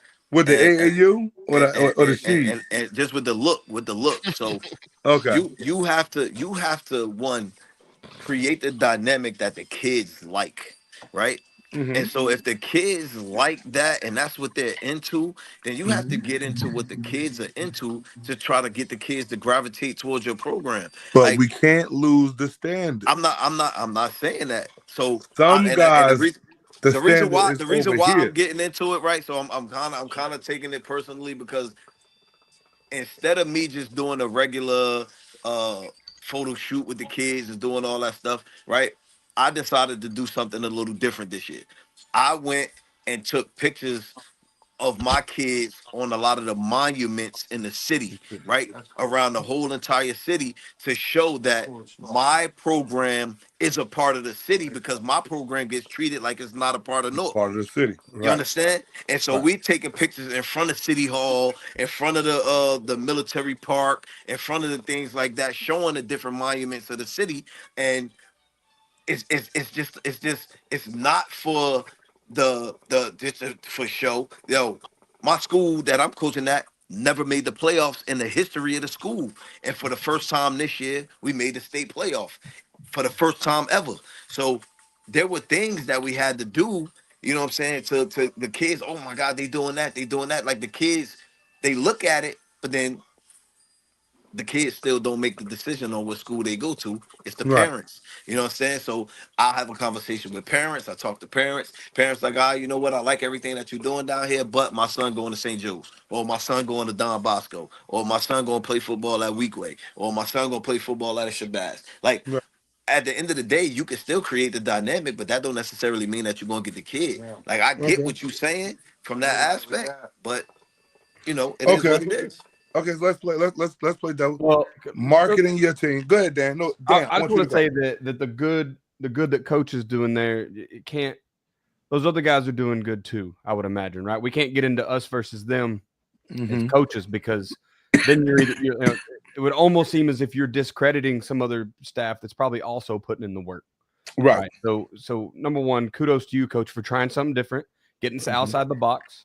I have more to say on the AAU topic, but I want to hear what you guys y'all on a way better topic than that right now, and that's just coaches doing their best to get their program on the map. And sometimes that can get into that, like this looks like AAU ball or Right. too much. But yeah, anyway. So I'm gonna catch it. I'm gonna grab Dane. You know what I'm saying? I'm gonna put it right where it need to be. So what I'm saying is this: like that's what Dame is speaking about is marketing his brand. You have to market your brand. This is 2024. If you're not marketing your brand, no one's coming. Like I don't care if you got anything pumping, no one's coming. But you heard me say to Dame that the standard, we still have to keep a standard. And what gets lost is Dame at Northeast Side is building up something and trying to promote his program. And everybody in his program understand that this is just about us. Some other programs do the same cameras and videos, but it don't be for the program. It be for the kid. You be like, look at me. Look at you see me. You see me make the catch. And I'm doing all of the dances and all this other stuff. And that's the part where I'm talking about the AAU part, right? Where you used to have the N1 mixtape and this guy clear it out. It's all about the me show. So I know it's, again, I'm letting you in on this in a minute. Two different dynamics. You know, I love what Dame does, and Dame lets everybody understand that, yeah, we can have Shots by Moo come by, we can have Goated come by, or whoever the cameraman is of choice. DTV, I know Rashid and them had DTV Productions come by and do their thing. Perfect. But everybody here has to understand the standard. It's about the name on the front, okay? That's what it's about. It can't be about the name in the back. Because once you go for the name in the back, now we're not going to be as successful as your mouth might have thought that you said you wanted to be. Brandon, go ahead, jump on it. Sir, what if your standard is played out? Okay. You've, I like that. You've got stale and you're not in touch with the current state that we're in. Because I know somebody who don't want to bring music. You don't want the cameras. You don't want the pictures. You have the exact same playbook from 30 years ago. You're still running the exact same stuff. Like it's not. And I these got kids you. be like, I'm not playing. And I'm telling you, we have athletes in the school, and they Right. don't want to sign up.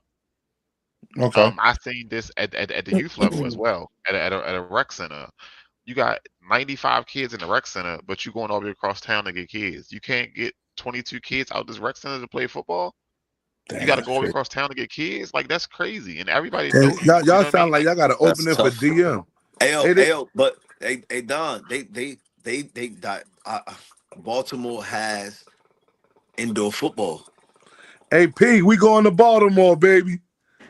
No, so We we got- don't have that. They do it. I've pay out seen your ass for the indoor arena. Yeah, they do. I've seen it. Yo, so I played arena football for the Baltimore Mariners, right? I was on that undefeated team. They had the only undefeated championship ever in the history of arena football. We had to go to some of them games because we was just watching, and every team that played indoor looked like an NFL team. You had the Colts, they had the Colts symbol on the helmet. You had the Ravens, they had the Ravens symbol, Chargers, whatever. Everybody looked like who they was a part of, right? But these kids are playing football all year round, yo. And All year that's round. another problem. But that's another conversation. So with this, the AAU look type thing going on, man, we have to be very careful with that here in Oklahoma because, and just like y'all, we're not that different. We got a lot of little small schools that those kids will never be seen. Right? I'm trying to. We're getting on DM recruiting here in a little bit. We're going to look at one of our players, and you know, and I mean, I showed y'all running back. This should probably have at least a D2 offer by now, right? But people just can't find them. So, for instance, I just came from one of the top programs in the school last year, and I had a kid whose parents paid a camera crew to be at every game just to take pictures of their kids. And it's not necessarily like that. Yeah, it's not necessarily the me or I'm better than the team, but it's like I'm going to do whatever it takes to get my kid to the next level, right? And so I mean, I think that's part of it, right? We put NIL as money, so now it is a business. So now we are like, you better do advertisement for your business, and your business is your kid. You better go put out an advertisement for them. Yeah, get them picked up at the next level and keep them going. Now, I think that there are consequences to that, just like everything. Is that kid showboating a little more at the end of plays now because he's got a camera on him and he knows it? Maybe is he a little bit worried about stats, or you know, maybe he doesn't play his discipline of football because he's playing a wing T team. He's a corner, and all he does is run vert for no reason. Maybe, right? I mean, there's a little bit of that into it, but I mean, it's kind of a two-sided sword or two-edged blade or whatever you say. P, you want to go before I say it? Yeah. So Don, I think I know what you're getting at here. It's just the point of at what point does it become silly, man? Like, yes, I'm all for the promotion, you know, of kids. I'm only 28. I understand it. I fully understand it. Like, I'm not too far off from what they're thinking, but I think they do lose sight of, you know, they'll come find you. You know what I'm saying? I don't think it's enough pen to pad that goes with the sliding scale of the promotion and what are you actually doing. I think that's the actual problem of it all. So the promotion, that's fine. The media, that's fine. But I think that we got to reel back in what you have to do on the field and what these people are actually looking for on the next level. Because the silly stuff is the silly stuff. You know? Right. So I'm not sure if you touched on it or not. Here come the MVP right there. They you know how this time of the show do. Nah, Dan coming up next. My time. Okay. So y'all be talking about the playoffs and whatnot. Like down here, everybody makes the playoffs. You go 0-9 and you make the playoffs. They include everybody. That's why this should be so goddamn long. But everybody makes the playoffs down here. Is that y'all's week 10, Brandon, or do y'all have is week 10 your last regular season game? No, we got 9, and then so you got 9 regular season, and then 10 is play. Yeah. See, we play 10 regular season, and then half the teams are done. Yeah, we got Ojacom, and then everybody make the playoffs. So I think the top 2 get the first round bye, depending on how it's laid out. That's insane, yo. Because last year we was 4-5. And got a first round bye. Crazy. Like, listen to me. I'm trying to tell you, yo, listen. I be sitting back here sometime where you jump off the goddamn cliff, but that's a whole nother topic. Oh yeah. Another topic. But nah, like I don't know. I don't know if you had anything to say about the AAU, the high school thing. I know I got cut off. Yeah, no, it's just a matter of separate what marketing is for your program and the kids. That's just part of it now. But I agree with what you're saying. Is there's a fine line to where we kind of lose sight of why we're marketing, why we're highlighting certain kids in all programs. But it's something that you have to do nowadays. Yes. Like you Yes. have to have, after you have a game, you got to put a highlight reel on Instagram, right? Yes. You know, especially in our dynamic up here, you have to do those things because if not, you're gonna fall behind. Yes. So I think it's just finding the fine line of the marketing and promotion into turning it into AAU stuff, and that's something you can do within your program. Because we have a lot of highlighted guys. We got a lot of guys that are big names in Jersey. Nolan James, Right. Des Jones, high profile guys. Elijah Burris, right? Derek Zammit, Sean Stewart. We got a Marquette Dorsey. We got a lot of high profile kids. So it's something that we do in-house to make them stay focused on what the real mission is. You can go do your marketing and all that stuff, and we'll do that for you because we know how to do it. You know, so we monitor what they post, how they post. Hey, man, I saw some curses in that post you had. Take that down, right? So little stuff like that, we kind of control with our high-profile guys. But that's what I meant by the standard, B. I So had that conversation. I know we got the older guys. I know you was telling me about a guy that don't want to change things up. Like he don't get it with the times. He's gonna probably just wither away and die. That's just how this works. But the standard was right there with She. He just hit it. You just said it, She. To the point where you have to accept that this is our time, right, P? This is what we're doing right now. It's the social media era. So we get that part. But once you lose sight of, like She was just saying, how to market, you know, like then that's when things start to go left on you. You know, you gotta make sure that everybody still understands the standard. And I think that how can I put it? Sheed, I think when I'm gonna go on the limb and saying when guys aspire to be like those names that you said, they think they have to do it a certain type of way, P. So, you know, it could be a young Don Massey, but I see Desi Jones and I see how his YouTube or his Instagram is going crazy. So I'm going to do that right now. You know, I'm going to post my stuff up crazy like that.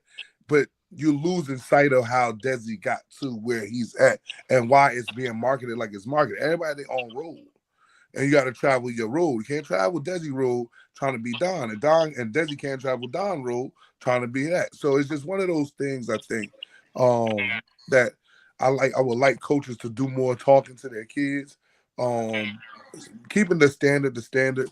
You know, me and my good friend Jay Turner talk about that a lot. With guys, just got to make sure they understand that we can't lose sight of the mission. And the only thing why I said, you know, the mission, and you hear me always going back saying the standard, because honestly, when you win, it's a lot of guys that took pictures this week, right? I mean, it wasn't just those 6 or 7 guys he just named. I mean, Dame, you've been in that position before. P, you've been in that position. Dan, I know you won a couple of titles, right? Everybody's social media is going crazy now. From the guy that got every down snap and the guy that didn't even get in. He's just you see it happening right now. A lot of our guys posting right now. So Nice if filter. you're looking for the popularity, long as you keep that thing tight, keep the we over the me mission, everybody's gram's gonna be popping. Everybody's Twitter's gonna be popping. So I just think it just needs to be a guidance thing. Like coaches it has to be guidance in doing this. You know, so we lost the game this year. And I told my guys, if I see anybody post, I'm gonna post under your comment, and you're not gonna like what I post. Yeah, we don't have. I like be that. mindful of what you like. I like that. I like that. So it's something that as adults, like I always put the onus on the adults. We have to step in and provide the guidance of how to do this thing, right? Because if you don't have guidance in doing it, of course the kids are gonna just post whatever. The train's gonna run right off the track. They're gonna make a reel with F-bombs all on the song. Like, what are you doing? Because there's no one to check them and say, "Hey, take that down. make the edited version or just put the instrumental on there. Hey man, this post right here is wild crazy. Take that down. Like you have to Unacceptable. monitor these kids. Yep. Because if not, they just gonna do what they think is right, not knowing what's going on. It's But I actually think right. the programs Train. are now doing a good job of nowadays. Now your football team's social media is now doing the marketing. You make your Instagram reels of a good win. You're starting to highlight certain players, special teams player of the week, things of that nature. So I think that'll kind of help these kids see it. Because if not, they're going to run rampant. And especially as you get to the youth level and the 7-on-7 circuit, some of the stuff that they post is wild crazy. So we can go, this can be a whole, I just listen. you know what I I'm mean? only around the corner from the nearest hospital. I don't want to go tonight. Right. Because we start talking about that. I'm telling you, I don't know. I would lose my mind. I lose my mind. There's kids that's on the youth level. I can't even find them if I wanted to, because their handle is Big Glock 24_65. Who's monitoring this kid? Uncoachable and unmanageable, man. Like it's I had a few kids. You're making I had a. to tell. Go ahead, Brandon. Sorry. I had a few kids that had to tell, like, why are you posting? Why are you putting guns on your story? Oh, that's an old picture. I don't give a. Why are you putting that up there? Like, that don't even make sense. Like, and then like it's like once a month you put like 5 of them up there, like, and then it's multiple kids. But I know a school. I'm not gonna say the name. I know a school. They only have who playing with the damn tape. They only have enough kids. You're gonna pull his to play damn beard out in a football. minute. They only have enough kids to play football, so their school kids don't show up to practice on a regular basis, and they get away with a lot of different things because they know you have nobody to replace them. So I'm going to play regardless because the roster only got 30 kids on it. Sometimes only 17 actually show up to play. So my chances of playing are great. Who's You know what that I mean? coach? So Right. then you get a lot need of his get check. away with a lot of that stuff. Need that check. Yeah, need that shit. I think you're making really good points for coaching staffs ensuring that they have a guy on staff that can do this type of stuff. That's right? it, Dan. Whether that is That's it. an additional stipend for social media Yeah, coordinator yeah. That's that it. can help all the sports. That's there's guys out there that can do that role. There's guys out there. Ladies and gentlemen, Social welcome media to the Dan monitoring Chamberlain Show. interventionists. I told you. That's it. Social media monitoring interventionist. Yeah, they go to position Something. right there. Right, but maybe they are just breaking down film after the game and putting that stuff up, or put I'm with Bristow this year. They have a media team. They started a media class, so those girls and guys in that class, they know on Friday night, hey, you're going to the football games, and your job is to walk around and take pictures of all the players, doing all the fun stuff. Yeah. No, coaches, whatever. like you said, I think we're all in the same plan. That's definitely what needs to happen. Coaches got to definitely set a standard, like she was saying, and uphold that standard. And then getting parents involved as well to make sure the kids understand, like, Mom, it can't just be me. Dad, it can't just be me. We both got to understand that his handle cannot be 357 sex, money, murder. Okay, like he needs to have his name if he even plan on going to college. And guess what? If he don't, maybe this ain't even the place for him. Yeah. See, that's the other part where the standard being the standard. So if you want to be the Mr. Showtime 3000, yo, man, this might not be the place for you, Showtime. It might not. You might want to go to another school because the standard has to be the standard. And it's football. And this we all talk about football guys, right? Like, you got to do things a certain way because the football guys don't frown upon you. Most of those guys that you see, like I was saying, when you do a deep dive in some of the guys that has the biggest highlight reels and all of these things, yeah, I'm talking. So you listen. You do a deep dive on their team and their accolades, you'll see that a lot of them don't end up playing where she played at. They end up playing somewhere else because it was bigger. He made it bigger than him. And then now you got a mutiny between him and another kid. Man, it's toxic. But, hey, man, that's that topic I wanted to talk about. We can't let high school football turn into AAU basketball, man, not at all. But what else you got for me, B? We doing DM recruiting? I know them kids is begging for it. So, And you got me on here for 2 hours. I don't know how you get Nope. me to Every do this every time. sir, it don't even be me no more. I think it's whoa. I ain't tell you to do all that yet. Hey, look, Wow, man. sure. At least I know I'm getting this show for free because you gonna mess up. You know, I ain't No, gotta pay for this. I don't never mess up. What do you mean? I just have small mistakes. Oh, all right. All right, Yeah. so do I you want thought I was to gonna get a explain? discount. Do you want to explain what DM recruiting is? Yeah, let's put the video up with a picture up about what the DM recruiting thing is going on right now. You know, we're kicking off something real special, P, with DM recruiting. Obviously me, Brandon and Dan, you know, we're being in 3 different regions and everyone having connections to people that we know in our regions. We all trying to help kids kind of get themselves out there. So like you guys heard, Dan is in OKs, right? So in Oklahoma, he got a couple of guys, like maybe 10 coaches. I ain't gonna say how many, right? Just use the number as 10. 10 coaches that he might know in that area where he's trying to get his kid marketed. Well, I'm in Northern Jersey. And in this whole tri-state area, I might have 10 coaches. So I might be like, hey, Dan, let me see some of your guys' film. You know, as long as we know we got good grades, we got good character, we know we got a good kid like that, then, you know, we know we're pushing, we're marketing. And then I could put it out to some of those guys, help guys expand their recruiting. Again, we just done to kind of open up a doorway, set up a type of passageway where you got some kids like, we talked about where we know phenomenal athletes and we try to help those guys get some type of looks or some type of, like, again, jumpstarting their recruiting. But again, we really would like to get to know the kid as well, so that way we're not just pushing out a kid just because of what he looks like on film. So that's kind of how this works. We want to have like an interview process with the kid, talking to the parents, helping them understand what this is.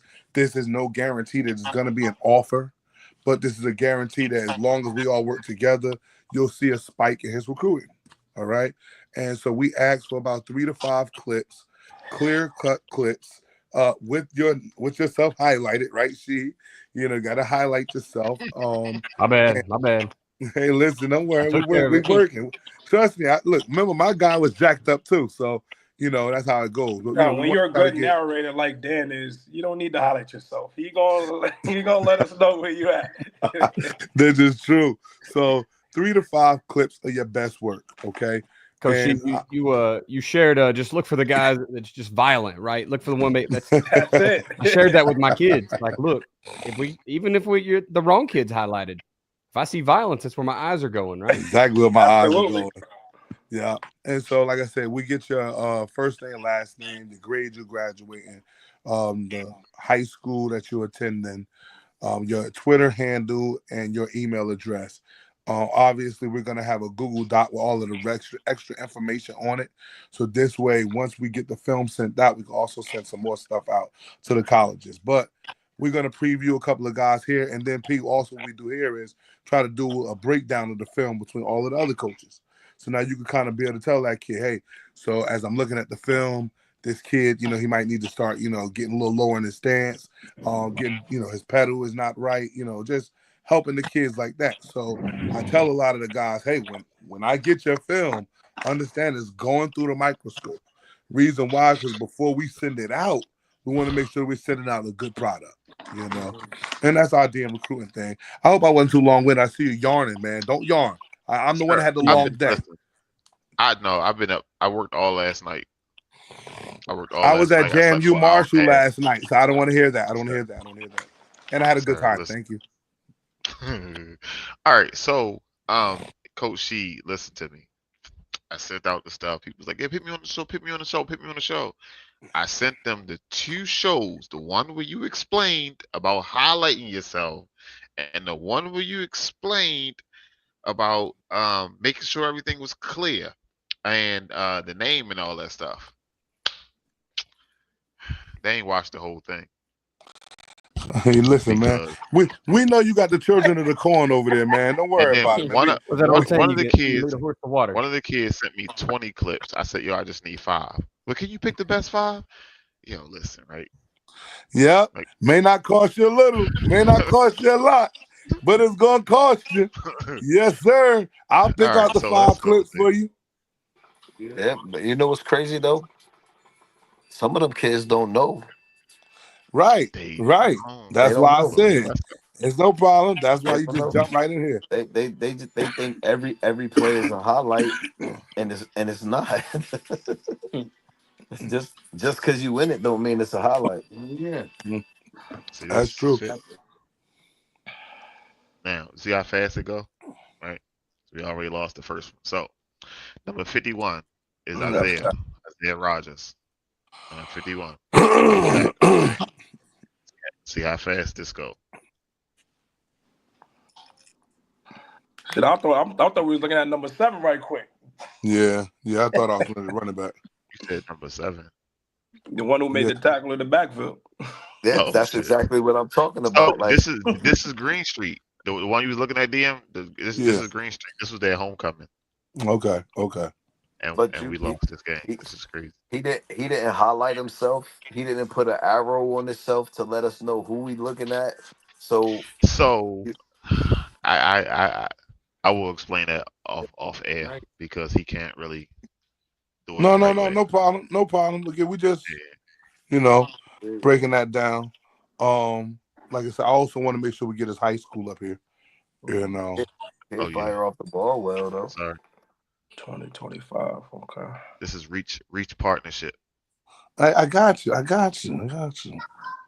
We grassroots around here, baby. Yo, kid fire off the ball really well. 5'10", 240. I would like to see some defensive tackle on film. Yeah, you're gonna have to see some defense with that. If not, then obviously the market is going to change. The market is going to probably be somewhere in the D3 market. I want to say if we're talking offensive tackle at that level, that size. Be a one side of the field player, one side of the ball player. Right. That's why you would like to see more of that. As far as just based upon the size and the level that you want to try to market him on. The other thing was again, like we did see, Coach did point out, he gets off the ball, gets his hands on you real quick. He did look. I seen him moving guys down the field, sealing the blocks. So that's good stuff right there. What I probably would want to see also is, can he go from one block to another block? Okay, so I see you took care of the down block. Now let's get up to the linebacker. See if we get you going downfield. Basically your hands and your eyes got to be in sync. You know what I mean? Now, but again, I don't know the scheme. Like clearly with this one, it's nothing he can do. He can't get down the field. Number 7 comes through there like a hot knife through butter. Now we'll go here. He's at the left tackle here, right? Now you get that block right there, which is perfect. Now we got the running back still going. Now, as small as somebody might go back to that clip. As small as somebody might be like, well, damn, D, that's not even that big of a deal. It kind of is. It kind of is. Because I want to know that you seen after you made that block and your guy went down the field, I need to see what you did. Did you do? Did you stay involved? So like you're done. I can see you standing there. Yeah, he started skipping and started watching the play. I want some of them guys, because they get the pick from everybody in the country. Okay? So now that's what I was talking about right there. That should be the first clip. That should be the first clip. Yep. That right there is what I want to see first. Yep. Okay. What I want to see him as a game, as he gets older into this thing, is staying involved. Like I said. Or better cut that clip short so I don't see you looking. They're gonna find out anyway. But I like that clip right there. That's how you get on one and then get to the next one, and then the running back is down the field. And this one I gotta see how I can see him. I like running the block, boom, boom, boom, boom, boom. Good. That's perfect. That's a perfect. But there's another tendency. Mm-hmm. And that's how these coaches are gonna analyze you. They're gonna say, excuse me, y'all. They're gonna be looking at, okay, so I see he's active, but I also see that once the play is gone, he's gone too. And I might want him to run down, help pick the running back up. I seen a lot of your offensive linemen doing that at the game the other day. like getting involved, staying with it. Because you just want to protect the investment. That's all that is. As an offensive lineman, your job is being a protector. Okay. So after you make the block, man, I don't want to see your feet standing still. I want to see you getting up there, either getting another guy to block, or like I said, helping that running back up and tell him let's get ready for getting some more. You know, but that's all I'm thinking about. Definitely good stuff. I think if we had to, Brandon, you know, we could get Stone in on this, or maybe if you could talk to the guy and we could try to work on how to like reformat this a little bit for him. I think we got something. What you mean by Oh, you talking about the videos? Yeah, just to Well, because reorder it and make it look like, because honestly, guys are not gonna sit and watch a 5-minute highlight, 7-minute highlight. Like, they want to get right to it. right. So this one is about a minute or so. No, that's fine. But yeah, Again, remember, these yeah, I are understand. postcards. These are postcards Yeah. that we sending out. You know what I mean? But in a postcard, when I send it, he's gonna hit the button right then and there, and you want to get his attention within the first 5 to 10 seconds. It's like, oh, okay, I got what you got, coach.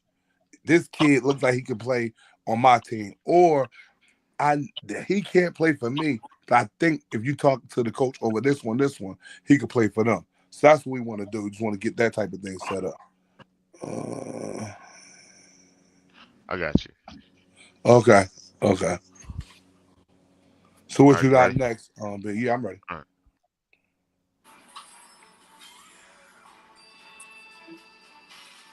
Kyle Littlejohn.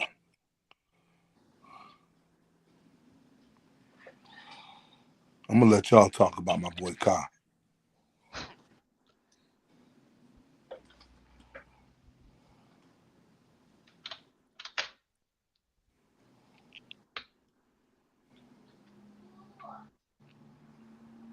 That clip need to be highlighted.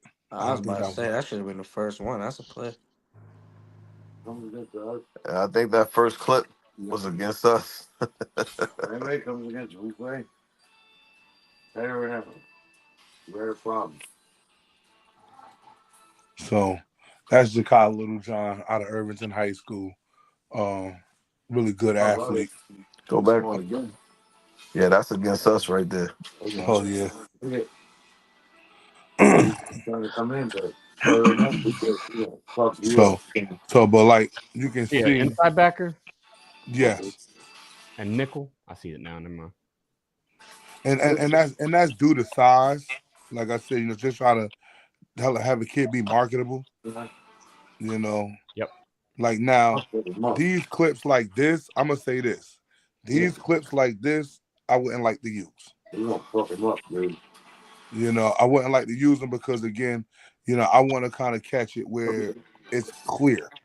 Some of those clips are just bunched up together, and it's hard to see who made the tackle, what type of tackle you made, whatever the case may be.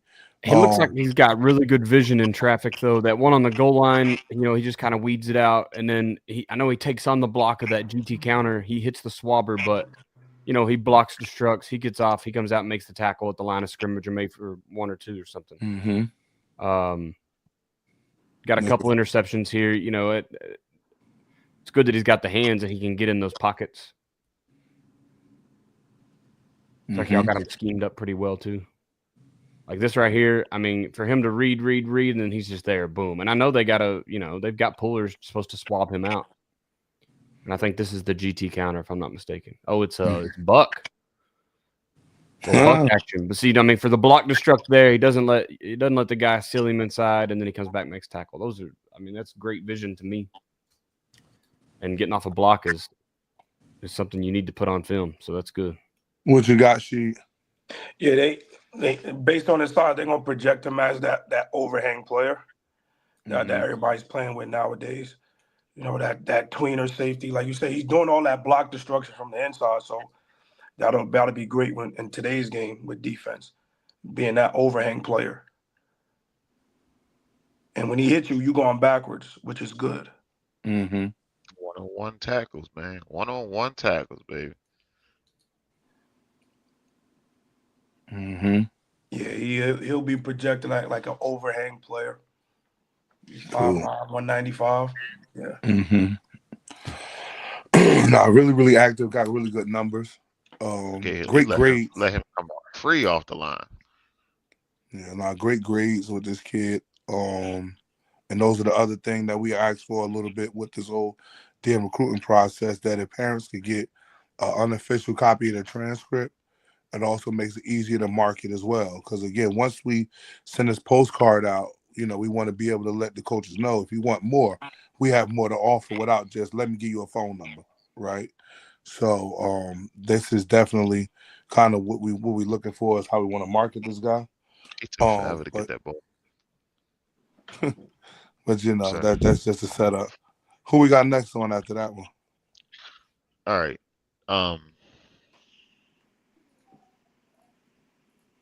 This is 4 minutes. This is 2 minutes long. All right. So this should be my kid from Archbishop, Curley. Okay, that's the other school you were telling me about. Yeah, this is the one that's in the city. Remember I was telling you about the kid that they've got at DN should be playing linebacker. Mm-hmm. But yeah, they knew the huddle too. This is a freshman. They knew the huddle, so they don't understand how to work it. That's okay. Mm-hmm. He is number 7. He's the defensive end, the left side. And this is freshman film, right? So that's cool. Yes. I should have.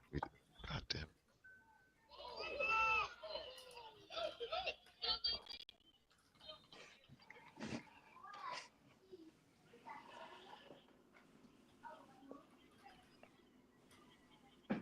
He has no problem hitting. He's high motor. He don't take plays off.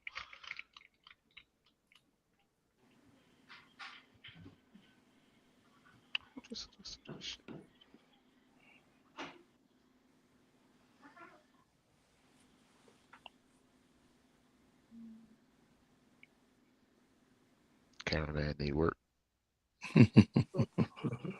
No, to be a freshman, he's already got good size based with the picture.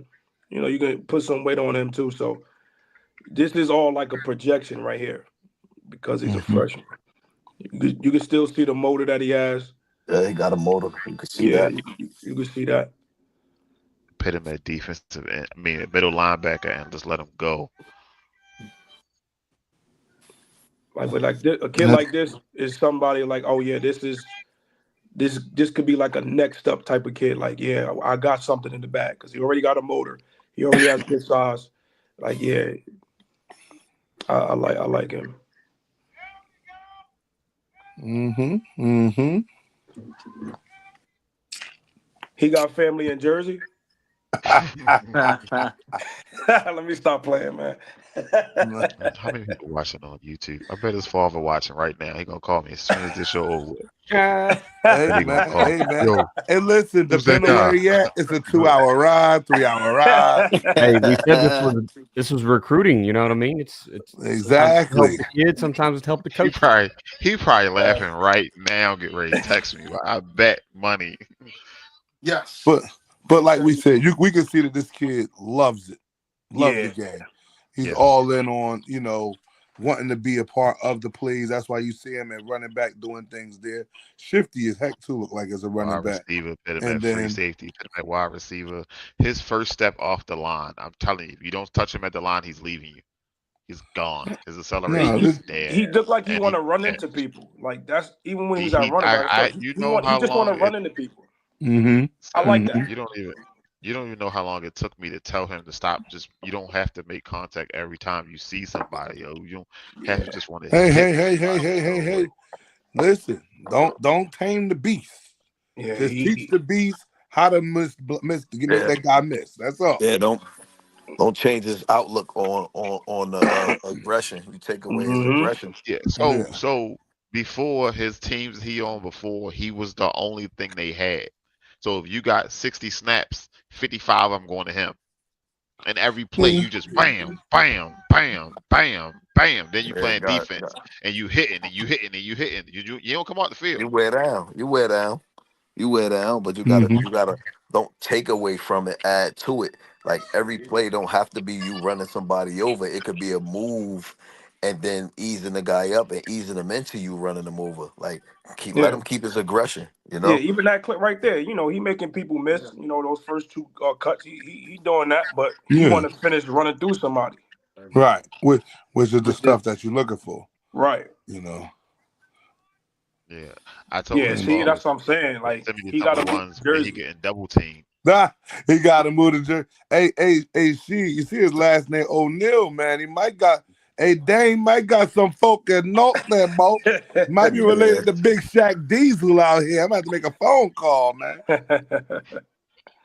Nah, but this is Oh this my is God. this is pretty good film for a freshman. It Yeah. is. And I'm gonna say this: using this film, working on some of the things we did talk about, making guys miss, playing in space. You know what I mean? If it's him at the defensive end or off the edge rusher, learning how to use his hands. Like I like how I say he locked that Mm-hmm. guy out. Mm-hmm.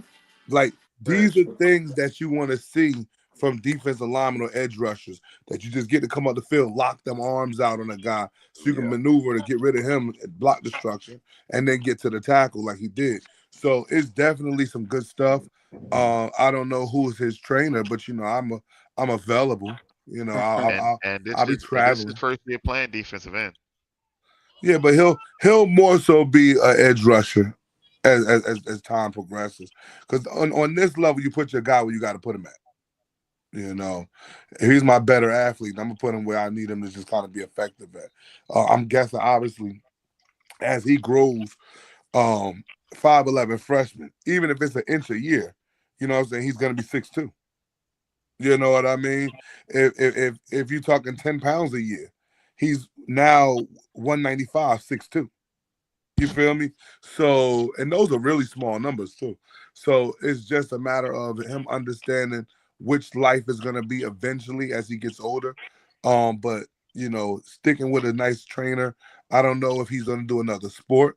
So make sure that other sport is Oh, he run track complementary. and he play basketball. That's what I'm about to say. Make sure that sport is complementary to what he wants to do. You know what I mean? If he likes football, and if football, like right now, from what I see in the film, looks good for him. Track will probably be. I don't know how y'all do both. This is all like because we got in Jersey, we got to pick one or the Because other. you got to pick one or the other in school. In your Okay, school, you pick one or the other. right. But you know how that go. You go down the Yeah, street. but time management in high school is key. You know what I mean? Mm-hmm. So I would be a track runner if it was me, and then spending some of that off time in the gym training on physically, weight room is what I mean. And then obviously, of course, doing some type of position training. But it's all in the time management because, me and Coach Dane, we used to kind of work together on trying to make sure I don't do something that kind of ruins a track meet for that kid. I That don't part. want to go heavy on his legs and they got a track meet tomorrow. You know what I That mean? part. Those type of stuff. So, you got to make sure he has a good, again, like I said, time management, man, scaling it the right way, putting himself in the right position to improve his skill set. Because I believe by next year, his film should be dynamite. And he's already getting JV fit or reps as a freshman. So he's already on the right trajectory to be playing varsity next year if he does what he has to do in his off season. Now, if he doesn't, then or unless their guys got to do, that could be the case too, right? Then he'll have to kind of take the long road. But it's football, and football every road is long, so you'll be all right. Sir, who you telling? But that's how it goes. But like, I'm glad we got to that because now we're gonna get to the part where I know a lot of my colleagues are. Hold It's on. the We got off we got season. we got we got we I got got another guy. Daniel. We got Oh, Dan, Daniel, what you right? got? I thought Dan didn't have my guy. Didn't have nobody for You me. see Dan's face? You see his face? Hey man. No, Dan no. always ready. Patiently waiting. I was reading, but I was Patiently reading the comments. I'm looking like, wait a minute, what happened? Dan can't get out. Whatever. I just keep No, it's going. fine. I appreciate it. Let me My just guy. share this. Yeah, okay. And then this here window. Boom. Everybody see us? Well, Okay, All I right. see you there. He highlighted them all the way. You Hey, can't miss him now. here's the thing. You just let them make their own huddle highlight, and then they always highlight themselves, and then you steal the plays you want. So we're gonna be talking about our junior left guard, defensive nose guard tonight. Marley Branscombe, 6'4", 260 for y'all looking for size. Still got another year to grow. Ooh. Marley was a beast for us this year. We're going to work on some things after watching film at the end of the year, but I just pretty raw. Just let y'all watch and enjoy. Oh, there you go. Oh, I just wait a minute. He said, "There you go." Both sides of the ball. I tried to alternate, give you a good look here. Some of these are cut a little short. I apologize for that. Our film crew was volunteer.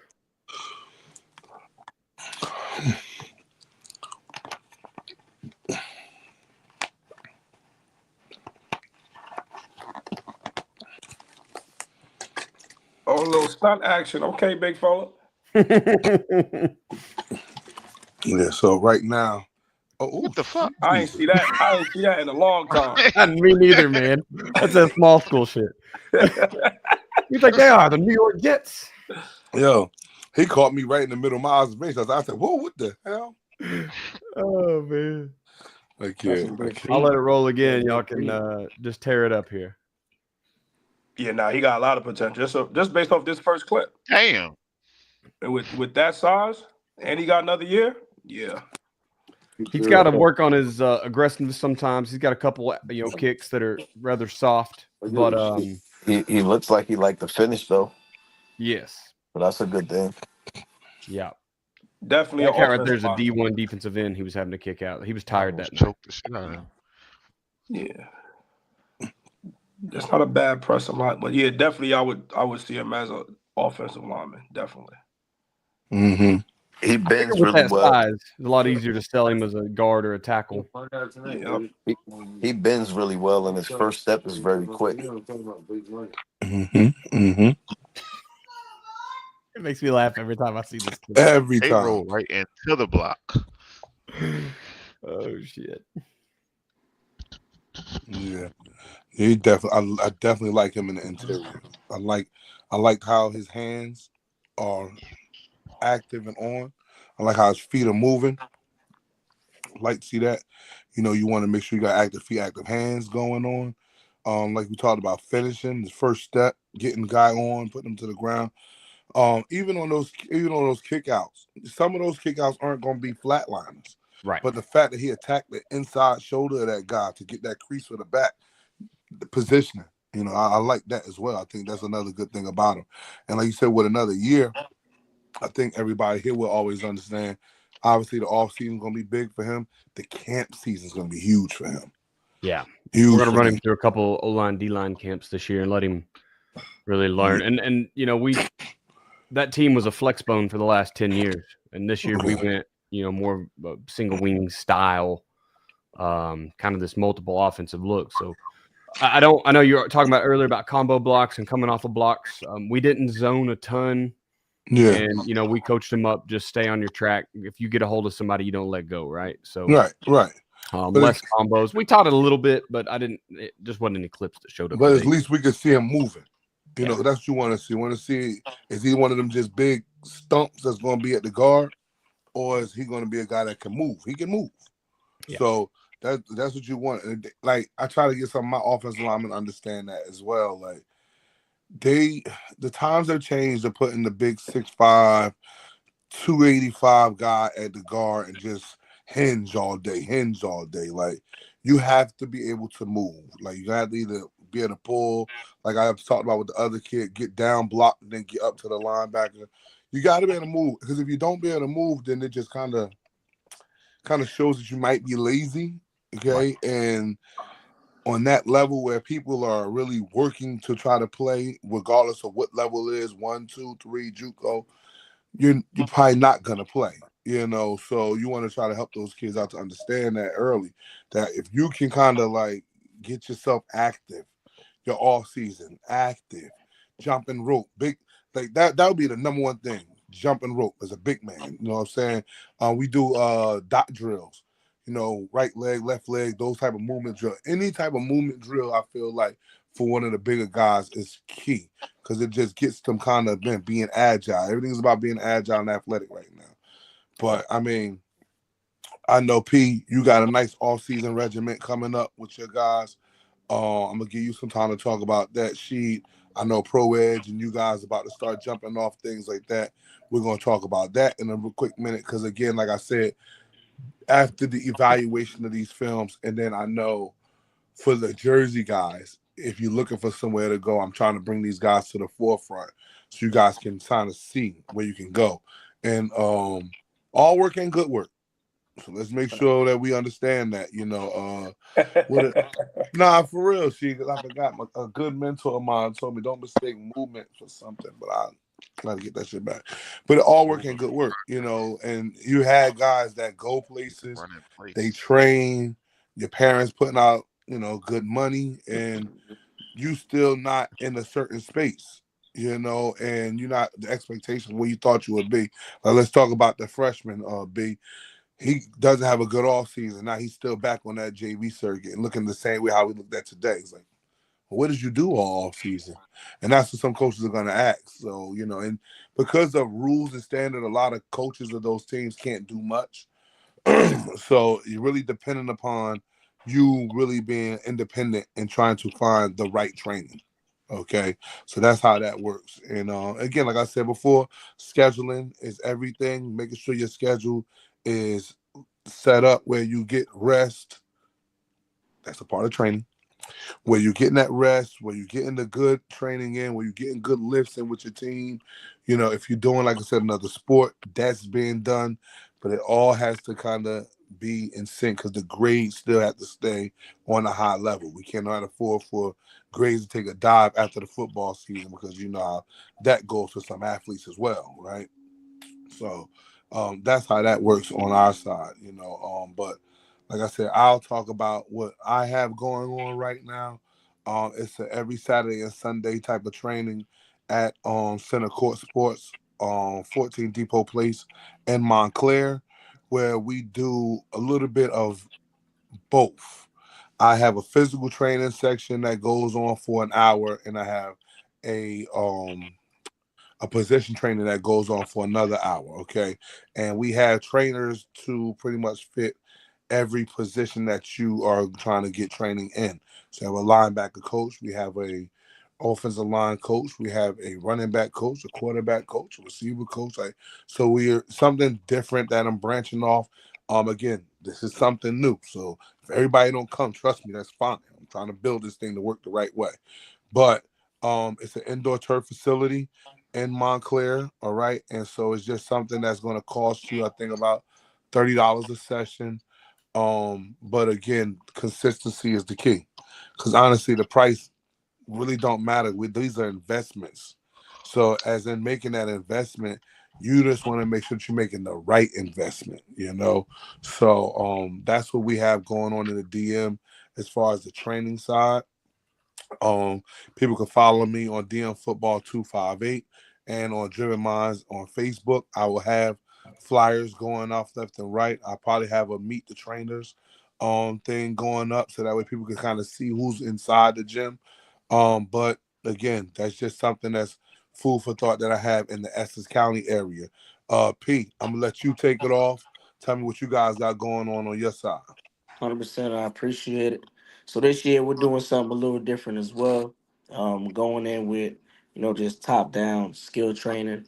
So we're gonna have all position groups there.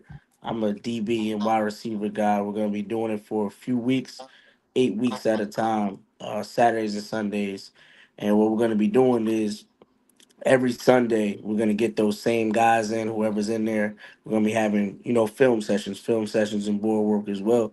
So we're gonna get everybody in one room, kind of how we're doing right now, and we're gonna really talk ball, right? Because I think, with the 7-on-7 stuff and all that, that the way that it hit the stage, a lot of things got lost in the off season. So we want to reel it back a little bit and work through ball as well as talk through ball. So when these guys get into their respective seasons, they'll be all set. We're gonna be doing that in the Meadowlands area, at the SoFi Soccer Center. That's gonna be in late January, early February. You can follow us at the whole 9_Bayonne, man. Awesome. She, go ahead and talk about it. What you got cooking for the off-season plan? And again, Um, congratulations. How do I know you like that? I knew you was coming with these darn rings, and you better not give them the whole screen, Brandon. That's not right. Me You and said P, it was his day, so I'm just trying to make sure I got the paper right here where you said I it. respect it though. I do respect it. the floor is yours. yeah, man. Shout out to DePaul Catholic. You guys had an amazing year. The seniors, we got a big senior class. Shout out to Coach Campanelli. He's my head coach. Did an amazing job setting the standard for us, and we just follow suit and had a great season. Probably one of the better seasons in DePaul Catholic history. So just wanted to shout out you guys. So this off season, well, I never stopped, but a lot of training at Pro Edge. It's in Wayne, New Jersey. Again, it's all positional training. O-line, D-line, quarterback, every position, you name it, we have it. We also do sports performance for all levels. Um, I do mostly the youth level from ages 6 to 13. And we have Coach Jeremy. He does the high school, the college guys. Coach Sami McDonald, he does the offensive line. Jay Alfred, he's a retired NFL player, played for the New York Giants. He does the defensive line. Coach We McGee are. Williams. yeah, Penn State, yeah. Coach McGee does the quarterbacks. I do the receivers and DBs. And the one thing I do like about it, we don't just do drill work, right? We're not just doing cone drills all day, right? We're teaching we're all coaches. That's what I'm trying to get at. We're not trainers. We all coach. So we treat our sessions like we would treat Indy in a regular football season. Everything works in progression. So that facility is located in Wayne, New Jersey. You can check it out at Pro Edge on Instagram, or contact me on Instagram. My handle's there. So that's our off-season program. No doubt. Like I said, and trust as a client, definitely some good stuff over there. So if anybody has what's that? That's Passaic County. I'm not sure what county that is in. Yeah, it's Passaic. Passaic County. If you're out in Passaic, you're out in Bergen, or hell, if you're just looking for good quality work, like you can see my two guys in New Jersey. With Dane, track season's up, or you got some time to spend. This guy right here, man, might be Dan. He might be one of the busiest guys in America. He's going to probably have a youth track season going on with a high school track season and still going to pop in somewhere and do some work. Dame, the floor is yours, man. Go ahead. Yeah, we already started. Youth is already 2 meets in. Got 85 kids on the youth program on the youth circuit running track. High school track season is definitely approaching. Got about, I think, 38 kids at the high school. And then, just spreading my knowledge, man. I can't use it no more, so I'm giving it up any way that I can help. And then if I get a phone call to come, tap in with any of you guys, I most definitely will. I don't mind coming to critique. I even like teaching the kids how to start their 40s. You know what I'm saying? Because we're gonna get to that part of the season real soon. Like, time is not waiting. So combines is gonna be coming up. So I'm working on trying to get a HBCU combine here in Jersey. Not excluding the other guys, but just trying to create a narrative to give those schools the opportunity to see some of the talent and stuff that's going on in the city and the areas and things like that. So that's something that I've been working on. And that's pretty much it on my end. You're going to tell that Cowboy fan, just because he beat the Giants on Thanksgiving on me, he be talking in the middle of my show. I ain't got time for the Cowboys. Okay? It's just been a bad weekend for me, Brandon. A bad weekend. But Dan, I know you got some off-season stuff, man. And obviously, anybody can tell, I'm wrapping this thing up so that way Brandon don't try and keep me on long. So you already know. Go ahead, Dan. Tell them about what it is, what we got cooking. Yeah. Big thing this offseason is going to be athletic speed movement. I'd love to tell you guys all about it. Athleticspeedmovement.com is where you can go to learn it. A gentleman by the name of Del Basquette, he started this program back in the 70s. He was the very first speed coach in the NFL. He worked for the Seattle Seahawks.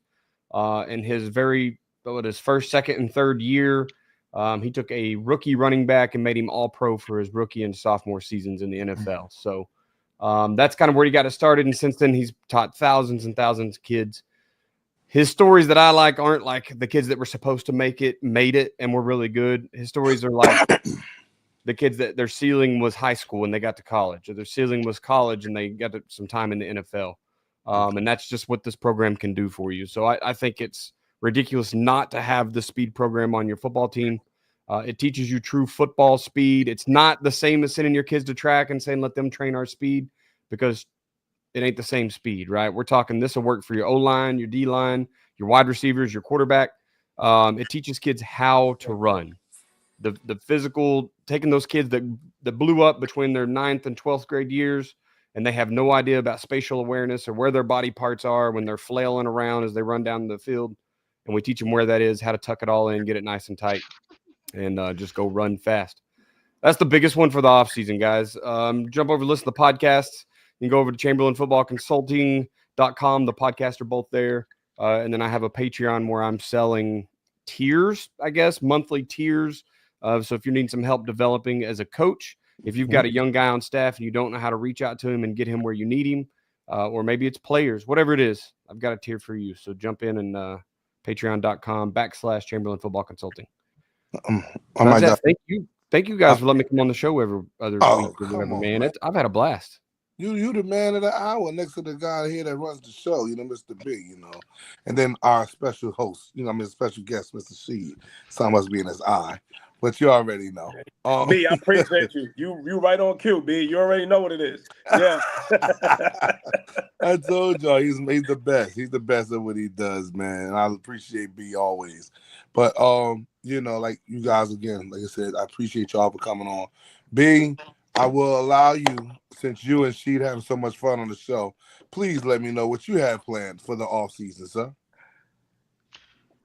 Honestly, they keep calling me about 7-on-7, but I had to turn everything down because I'm in the process of opening up a physical location to do all my shows and get a new set of clientele to come in. So I've been busting my ass to get this done. But this is my first, so I've been doing Sam Sports. I've been hosting Sam Sports for next year, be 10 years, right? We done hosted shows, all kind of shows, all that shit. We done did in-person events. We do our podcast pop-up. We do a mock draft where we rotate between Philly, Jersey, and Baltimore.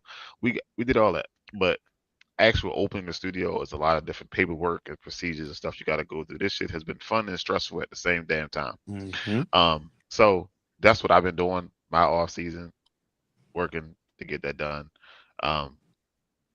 I did turn down a lot of the 7-on-7, and all the kids keep calling me about doing 7-on-7, so I had to give them somebody else's phone number, them somebody else's phone number, and all that shit. But they having fun. Okay. Hopefully during football season, we about to hit the practice field, and my call get answered. You know what I mean? Because that's how things happen around here. Yeah. Shit.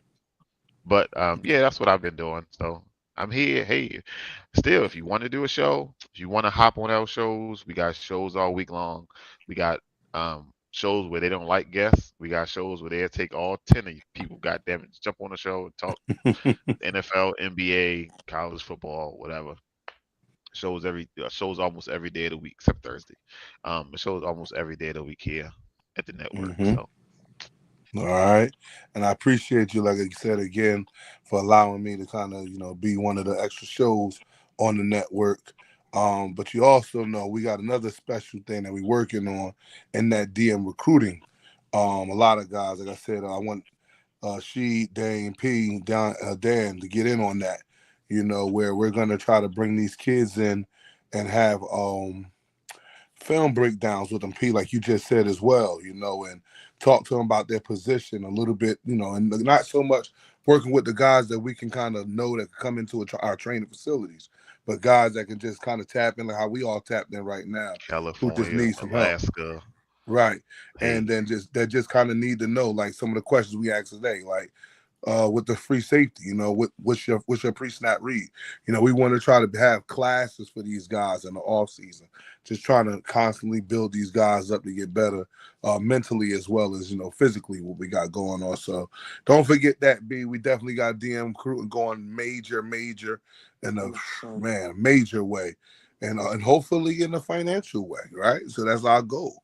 But again, woo! another segment, man, of Coach's Corner, man. It couldn't have been done without the best of the best. P, thanks for coming to the show first time. Appreciate it, man. Always invited, man. You already know that, man. I don't share nobody. As you can see, my boy at the bottom of the screen is having a blast without me. Dave Harrison, he just pops in and pops out like that. Is that a cowboy flag up top? Because he's at my boy house, Logan house. So take that down. You gotta understand. Anytime Bulldogs and Indians get together, it's this type of atmosphere. Like now we're looking at the ceiling. That's how it goes. So again, big congrats. Don't come back to the microphone. Big congratulations to you from the show. Get out of here. Thank you, Brett. Thank you, BJ, for showing up and making my week a hell week. I feel like I pledged this week or something, man. I swear, nothing went right for me this week. New week, wait, Coach. Where's it coming from? Go ahead, B. Somebody's talking to me. I know it. Somebody's talking. Oh, nigga, I got fat. See, I'm not dealing with this. I'm not dealing with this over there.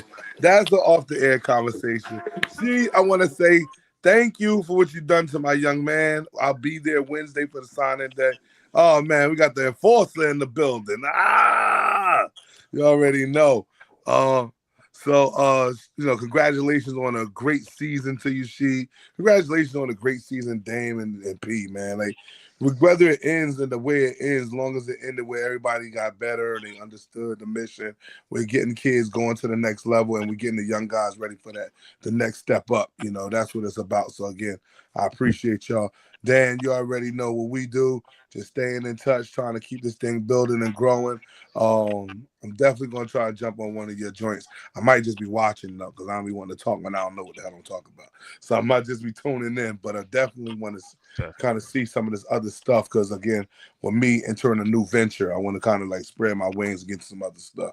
And I'm still working on that microphone. So, and I think you had an IPA. I think you had an IPA over there. I should have got that IPA while you was there. Got to get the name of that. But, again, that's the joint. I know I gotta stay online because if I don't, I get cursed out by my engineer. And B, again, I appreciate you, man. Listen, I just want I told you, man, I'm the bully I'm the old man that's the bully, man. I'm doing whatever you guys tell me to do. You feel me? But hey, again, that's DM. Thank you for everybody tuning in on every network, every platform, and please just subscribe to the networks. Everyone that's here. Stay in tune with what they have going on because it's good stuff for you, okay? And then just make sure you come back. I think our next segment is not going to be the 15th. I'm sorry. It's not going to be the 15th. What will our next segment be? Maybe the 21st? Where you at, D? I don't know. Every 2 weeks will be the 15th. Well, no, it ain't going to be the 15th because my birthday is the 14th. I'm being in Houston and in another world, okay? I'll let you know. And anybody is more than welcome to come with me to Houston. Hey, P, I see you nodding your head, baby. You want to come down there? Come down there, baby. We're gonna take H-Town up, baby. So it can't be the 15th. Got the 22nd. I mean, so we got the 22nd. I like the 22nd. Merry Christmas, and then we'll kick it into the new year. I like that. All right. So our next Coach's Corner will be the 22nd, P. You got that. So I know you already had some things cooking on your side, so we can probably get some feedback from that, see if we can push it. If anybody got a flyer or something they want me to post, just give it to me. I'll post it up. Okay, I want to make sure that we all putting out the right information, the best information, you know what I mean? And that's the Coach's Corner. Love y'all. Oh, man, appreciate it.